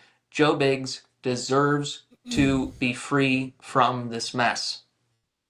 I agree completely. Jacob, where do people follow you? Where do people read your reports on Gateway Pundit, and how do people support your independent journalism? Absolutely. The biggest thing everyone can do for me is to go to gatewaypundit.com, thegatewaypundit.com, or follow me on X at Jacob Engels, Engels. And past that, everyone watching, listening, supporting Laura Loomer and Loomer Unleashed and what she's doing in terms of her journalistic efforts is the biggest deal ever. The fact that she has me on the program and has other people on the program and highlights stories that many people don't know about, you have to get out there, open up your wallets, support the products that are on the show. I mean, that Grassy, it looks good. I mean, in terms of if you miss an IV infusion, is this maybe more of a cost-effective way for most people who don't get that to go ahead and have that on a daily basis? The IV infusions are really expensive. They make me feel better personally, which is why I do them. But I don't need to do them as much when I drink Grassy, because you're getting your daily dose. And if you don't want to spend money on like actual vitamins, and you don't want to have to take 10 pills a day, you can actually get Grassy, and it gives you your daily dosage of vitamin C, D, and zinc. And it has different flavors. I personally really like it. I keep bottles of it in my studio here, and I keep bottles of it in my fridge. What kind of flavors? We can go to their website. They have like a ginger lemon flavor. Let's just get the website pulled up and everybody can see right now. I like the ginger flavor personally. You can scroll up. It's right there. Or scroll up a little bit more. Lemongrass, ginger, citrus mint, and cucumber lime. So I really like the ginger flavor. I like all the flavors, but I like the ginger. I drink a lot of. I like citrus mint too. I mean, like I said, I like all of them, but I drink the ginger a lot. Is that something, Laura, that people order on their website, or is that? Yeah, they order it on the website. They order it on the website. Okay. Yeah, and then we also have another product here that we advertise, and they're a great sponsor of my show, the Licorice Guy. I was about to ask about the Licorice Guy. I've seen the promos on it. Yep. So I don't like licorice. Is it actually good? I like it personally. I mean, I eat it on the show. Okay.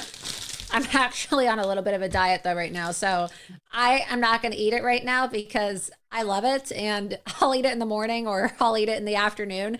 But it's late, and I'm really trying to stick to my intermittent fasting because I don't know. I don't really like eating sugar late at night. But you have really good quality licorice here with the Licorice Guy, licoriceguy.com. It's a American business, a family-owned business. It's vegan, it's kosher. Let's get the Licorice Guy website pulled up, actually. This is the jumbo red flavor, and you can see here on the packaging, it's made in the USA.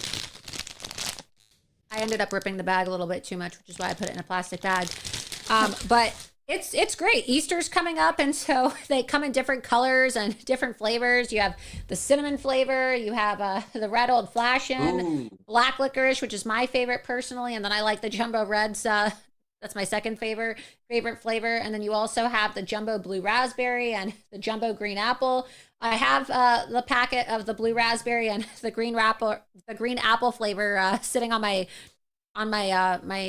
other table outside of my studio, but I haven't tried those two flavors yet. But again, really pretty colors: blue, green, red, black.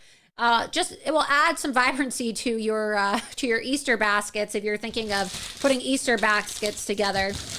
They also just make great snacks. Again, a lot of people I know who have businesses, they keep candy or they keep food and they keep beverages in their cupboards for clients or even for their office staff. And so I always tell people, if you're going to be buying snacks or if you're going to be buying beverages or you're going to be buying candy for your office or for your kids or for your home as, snacks for guests in your own residence or wherever you may be, right? It's a great way to order and support my show and also support the sponsors of Loomer Unleashed and support free speech by ordering these products. So you can go to licoriceguy.com. That's licoriceguy.com. And you can use my code. That green apple looks delicious. Code Laura. Have you tried that? I haven't tried the green apple yet. You can use my code Laura, for up to 15% off. So again, that's licoriceguy.com, licoriceguy.com, /discount/Laura, or just use code Laura at checkout for 15% off. But when you buy the products that we advertise here on Loomer Unleashed, you are supporting my show, and you're supporting the continued sponsorship of Loomer Unleashed, so that we can continue promoting independent journalists like yourself, and also highlighting stories and breaking stories that other people are not really focused on. It also allows me to continue doing the vetting that I'm doing here, because people think that it's just, free. It costs a lot of money to run an independent show. You have to have all of the production equipment, and you have to pay a production team, and we have in the field reporters and correspondents. And while I am talented enough to work for a mainstream media outlet where I could be receiving a multi-million-dollar salary per year based off of the amount of stories that I break on a daily basis, I mean, I do have more followers than a lot of these mainstream media reporters. I don't work for the mainstream media because they don't want people who actually tell the truth. They don't want to bring people on who are exposing narratives. That's called Laura Chained. Yeah, that's called Laura. That's called Chained. Laura Chained or Laura Leashed. But this is Loomer Unleashed. Yeah, Laura Leashed. Right? You're Loomer Unleashed. I mean, we don't want to work for those organizations. And these people. But it would be easy. So it would make my life a lot easier to have the funding that they have, right? Because obviously, it takes a lot of time. You have to go find the sponsors for your show, and then people always say, "Oh, why do you promote products? I mean, why do you have to have commercials during your show?" Well, we don't work for a mainstream media network, and so that's how you get independent reporting. That's how you get the unfiltered truth that you're not seeing on the mainstream media. That's how Hunter Biden's Secret Service ended up getting revoked. It's because of my independent media outlet and my independent investigative reporting, which, we have to fund ourselves here. So when you support our sponsors, and they're not bad products, these are products that I've eaten the licorice live on air. I drink the Grassi drink live on air. These are all products that I personally put into my body. My friends drink them. My family consumes these products. I'm not advertising any product that I myself am not using. I have had Kirk Elliott on the show, and so we thank all of our sponsors here at Loomer Unleashed. And these are trusted products and services that you can depend on, and it's all American made. These are all American businesses. Kirk Elliott Precious Metals here in the United States of America. Grassi, it's an American company. Licorice Guy, made in the USA. Beautiful. These are all American products, and we support small businesses here, and we support American manufacturing and American businesses and American workers. So, Laura, just one question. You talked and hit on the fact of how people can support the program and how these products support the program and keep it going. What are you doing spiritually, emotionally, mentally to keep yourself centered? I mean, that's a big part of it, too. That comes at a cost. I mean, I probably should be doing more, honestly, to do that, because I don't really get to take a lot of breaks, but hopefully one of these days, I'll be able to slow down a bit. But it's, it takes the toll on you. It takes the toll. It's a lot of work, and it's a lot of sleepless nights, and it's just, it's my business, right? It takes a lot to run a business. And it takes a lot to run a business when you're constantly under attack by the mainstream media. And they're constantly trying to cancel you, and you're not able to use the platforms that a lot of these other people are able to utilize. So I wish that I had more time. I have my dogs. Have your dogs? Yeah, I have my dogs. I know you got the dogs. I have my dogs. Did you get another one? Did you really get another one? Yeah, I just got another dog. I just got a fourth dog. Oh like my gosh. A week ago. That'll give you the mana and the energy to just feel good. So my dogs keep me sane, because I get to do my stories, and I get to hang out with my dogs while I'm doing all my research, and they come and they sit with me while I'm doing all my reports. So that's nice. Hey, we should give them a byline on your next article. Yeah, they can each have their own bylines and be ghostwriters. But look, it takes a lot of work to do this type of investigative reporting and to keep the American people informed, because we see a deficiency when it comes to vetting in the administration. And also we see a deficiency as it relates to the mainstream media and even in the so-called conservative media. And so we have to work a lot harder than a lot of other outlets, because like I said before, we don't have some multi-million-dollar sugar daddy backing our media entity here. We have to go out and, solicit the funding and the sponsorships ourselves. But that's what allows us to be unleashed and uncensored and unafraid, as we say here at Loomer Unleashed, because it's really important that we're able to have unfiltered, uncensored conversations. And that's why I'm so grateful to Rumble as a platform, and also X. But also, you know, I've still been censored on X. I was shut down a few months ago, but Rumble truly is a free speech platform. And so we're really grateful that, you know, sites like Rumble exist that allow us to have our show and be able to communicate our thoughts and our reporting in an uncensored manner. Well, and I think a lot of the people who are watching are obviously hardcore Laura Loomer fans who've been there since the beginning. But people who are listening and watching realize the fact that Laura, like myself, we've been doing this for so long, doing it without pay, without sponsorship, without anything. And all that this does, Laura having her program, me coming on, working at Gateway Pundit, that just gives us an opportunity to amplify the message.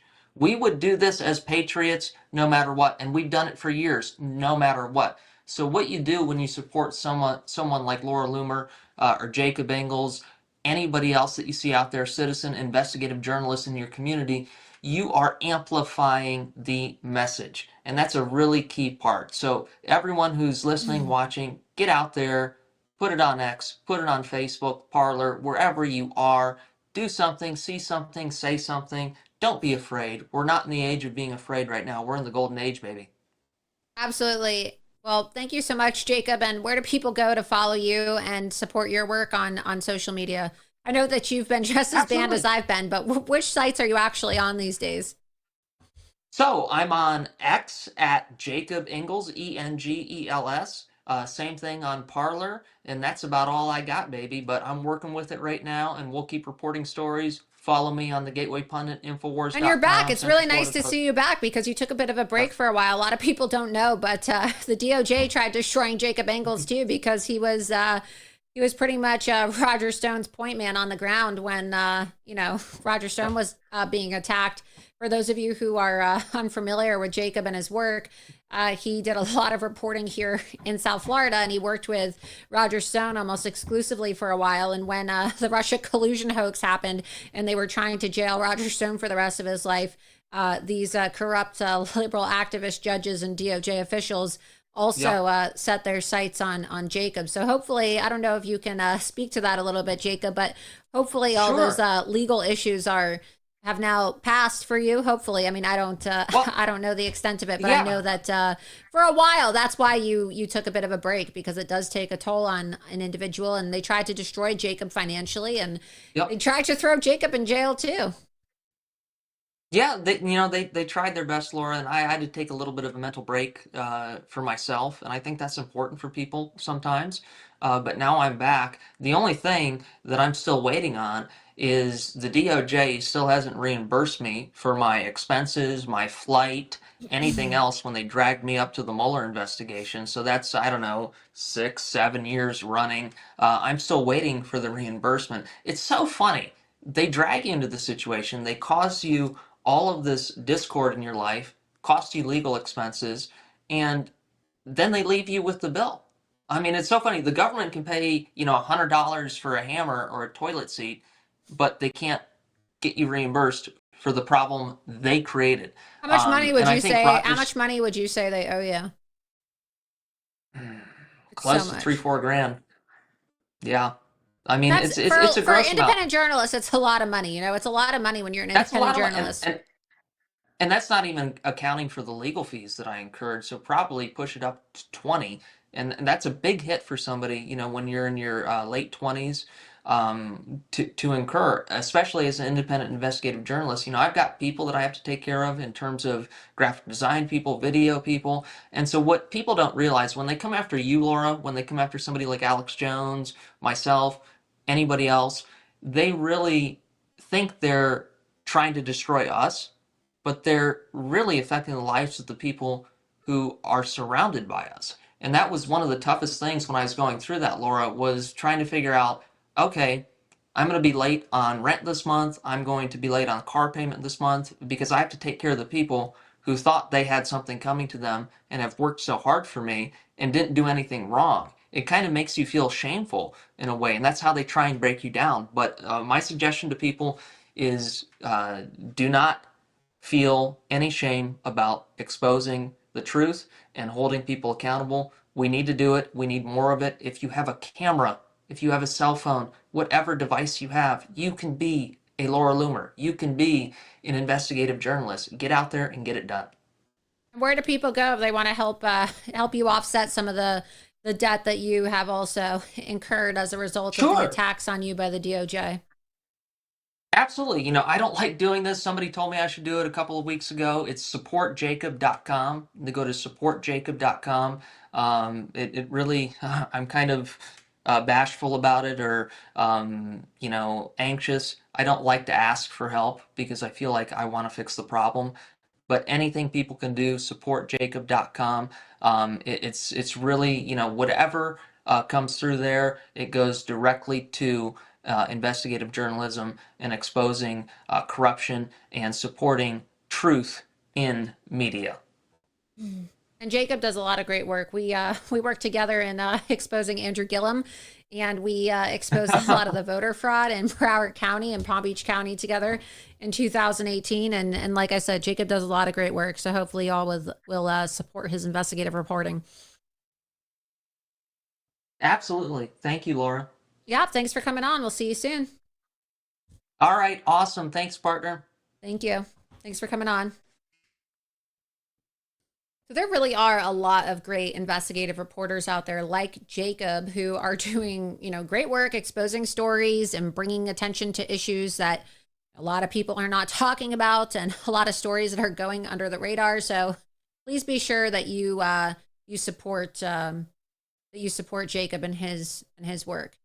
And as I was saying before, I do want to thank the sponsor of tonight's episode of Loomer Unleashed, and that, of course, is the Licorice Guy. You can indulge in a sweet old-fashioned treat, and you can support a family-owned business that's been perfecting this classic treat for over a decade by visiting licoriceguy.com. They offer a range of traditional and fun flavors, all made with care and shipped fresh to your door. Whether you're a lifelong licorice lover like I am, or you're just craving something unique, the Licorice Guy has you covered with their premium quality and unbeatable taste. It's so delicious that you can taste the difference. Right now, you can stock up on sweets, and you can also save big.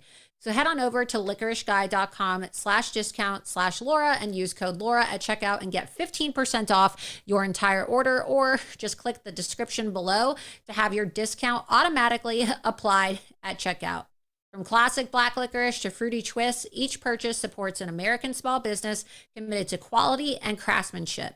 So head on over today to licoriceguy.com/discount/Laura. Again, licoriceguy.com/discount/Laura, and grab your favorite flavors and join me in backing some of the hardworking people who keep our country going. There's a website there. licoriceguy.com/discount/Laura. Alrighty. As I was discussing with Jacob, Charles actually had a great interview with the Capitol Police. And so while he was talking to the Capitol Police, they agreed that it looked like assault. And so they have forwarded his complaint to the U.S. Attorney's Office. So I want to go ahead and play this video update from our Loomer Unleashed DC correspondent, Charles Downs, because I know a lot of you have been following the story as it relates to Jasmine Crockett and her egregious assault and attack on Loomer Unleashed reporter Charles Downs. So we're hoping that the U.S. Attorney's Office will be swift in their investigation, and that charges will be filed, and that Congresswoman Jasmine Crockett will be held accountable, because as she always says, nobody is above the law. Let's go ahead and play the clip. I just left the Office of Congressional Ethics. I just filed an ethics complaint against the esteemed Rep. Jasmine Crockett for assaulting me, and I guess you could say, more importantly, violating my First Amendment rights, because that's what she did. You know, I really wasn't going to file an ethics complaint against Texas's esteemed Congresswoman until it was brought to my attention this morning that Rep. Crockett is running around the halls of Congress right behind me like she's some victim. You won't believe this, but maybe you will, because this town is crazy. Rep Crockett is running around with extra United States Capitol Police security, paid for by you, the taxpayers. So let's get this straight. Rep Crockett threatens a United States senator, threatens Elon Musk, threatens Tesla owners, attacks a journalist, and yet somehow she's the victim. No more. That is why I filed an ethics complaint. This lady is out of control. She's off a rocker, and hopefully the House GOP holds her accountable. It's pretty incredible. The fact that a member of Congress actually went out of their way to assault an independent journalist, and there are actually members of the Democrat Party who refuse to condemn this type of violence that is not only being encouraged by Jasmine Crockett, but also carried out by Jasmine Crockett. Charles caught up with House Minority Leader for the Democrat side, of course, Hakeem Jeffries, and asked him whether or not he would condemn the violence at the Tesla takedown events. Tomorrow, of course, this Saturday is the global day of action, where we can expect to see over 200 violent anti-Tesla takedown events that are going to be happening at these Tesla locations and Tesla superchargers all across the country and really all around the world. And so we asked, Jasmine Crockett, Jasmine, do you condemn this violence? That, of course, is the question, to which she responded in a very violent manner by scratching Charles and grabbing the phone out of his hand and digging her nails into the top of his hand. And then we asked Hakeem Jeffries the same question about whether or not he would condemn the violence taking place at Tesla takedowns and these Tesla supercharger locations and Tesla showrooms all across the country. And as you can see here in a video that has now been seen on X over 9 million times, because our videos go extremely viral, Hakeem Jeffries refused to condemn this domestic terrorist violence. Let's go ahead and play the clip. Jeffries, will you condemn violence at Tesla dealerships? All right, how you doing? Good to see you, man. Jeffrey, don't leave. Don't leave.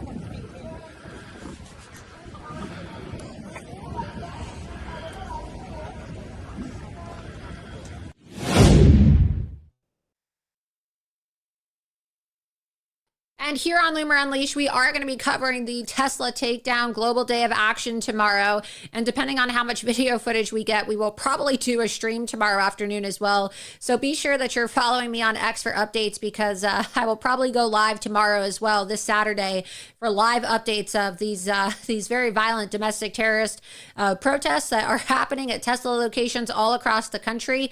Loomer Unleashed contributor CCP Skip Tracer and I have created the Tesla takedown Watchdog community on X. And so if you haven't already joined our community, be sure that you join our open source community.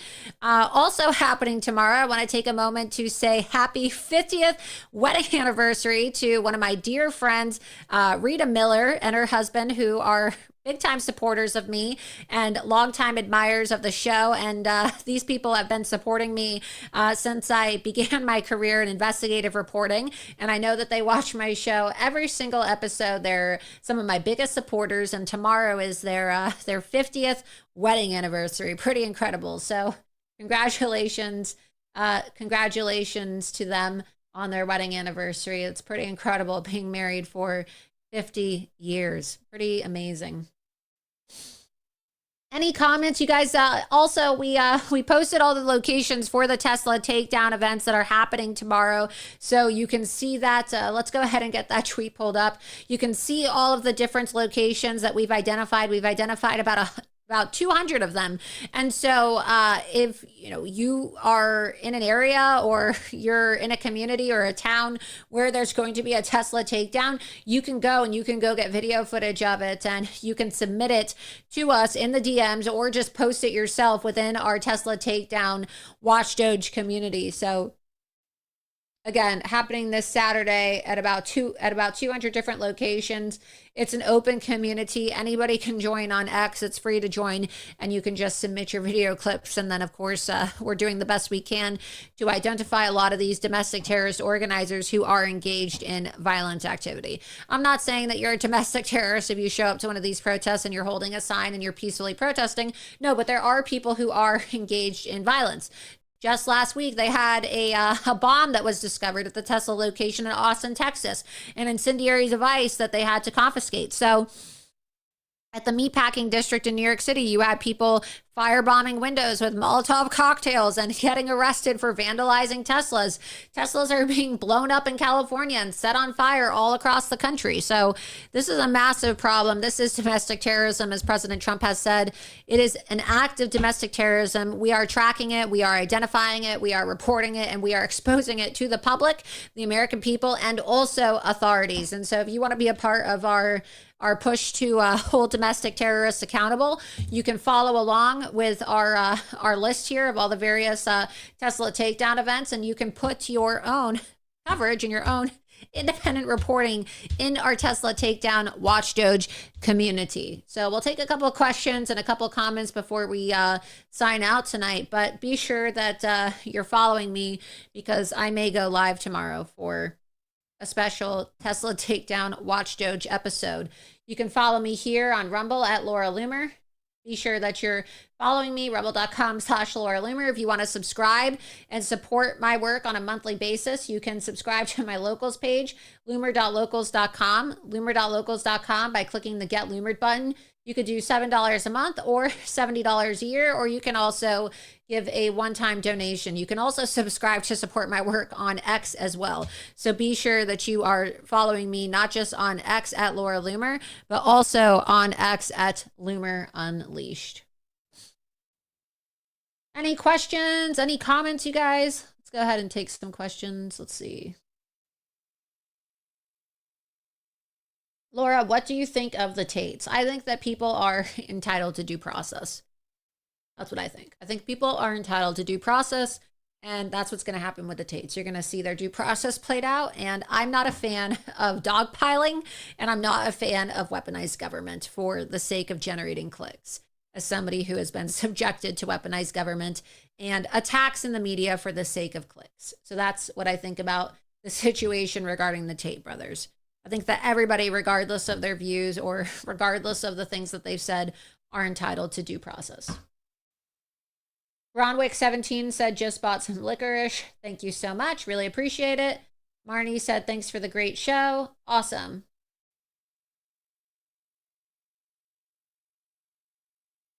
Loomer Fan Club, go live stream your local Tesla takedown. Absolutely. Go live stream it. Let's see. You can scroll up. Any more comments? Any more questions? Okay, name of the puppy. Yeah, I named my dog Teddy. Isn't that cute? His name is Teddy.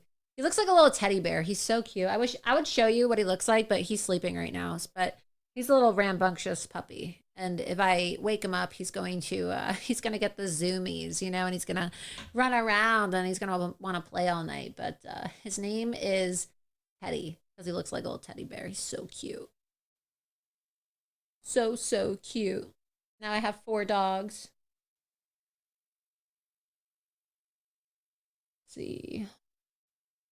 Also, too, if you join the stream late tonight, you can also watch the replay on Rumble or X, and you can look at all of the different receipts that I published tonight about the different individuals working within the National Security Council who clearly were not vetted.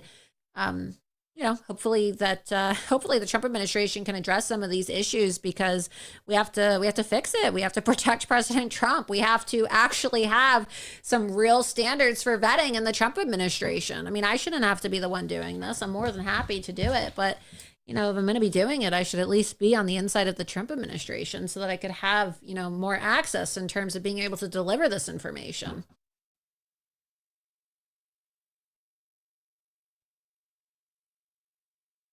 Teddy is an adorable name. I know, right? Isn't it cute? I think it's so cute. Alrighty, everybody. Well, thank you so much for tuning in to tonight's episode of Loomer Unleashed. I hope you all found it to be informative. And again, if you want to read my investigative reports, our written reports, you can go to loomered.com. That's loomered.com. You can also make a direct donation to support my work on loomered.com. You can see that we have daily articles there, investigative reporting. It's not a news aggregation site. We do original investigative reporting on this site that you're not going to see on other networks. So Be sure that you're visiting and reading Loomered.com on a daily basis. Also, be sure that you're following me on X at Laura Loomer and on X at Loomer Unleashed, as well as following Loomer Unleashed DC correspondent The Charles Downs at The Charles Downs on X so that you never miss any of our exclusive investigative reports. Be sure that you're following me all weekend long for exclusive updates on these Tesla takedowns. We're going to be extremely busy covering all the different live streams and processing video footage. I'm sure that there's going to be no shortage of video content this weekend.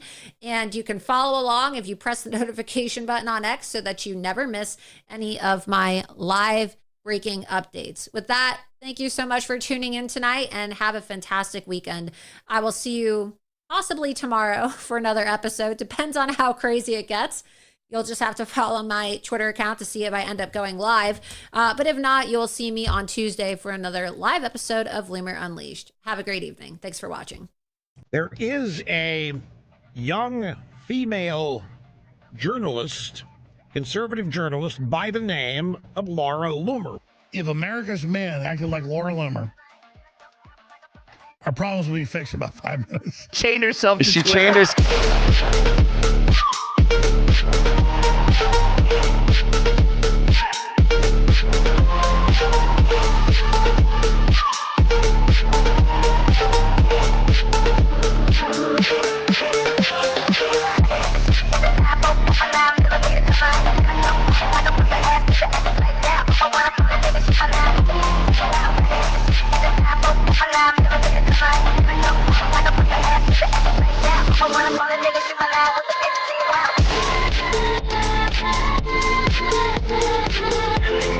Well,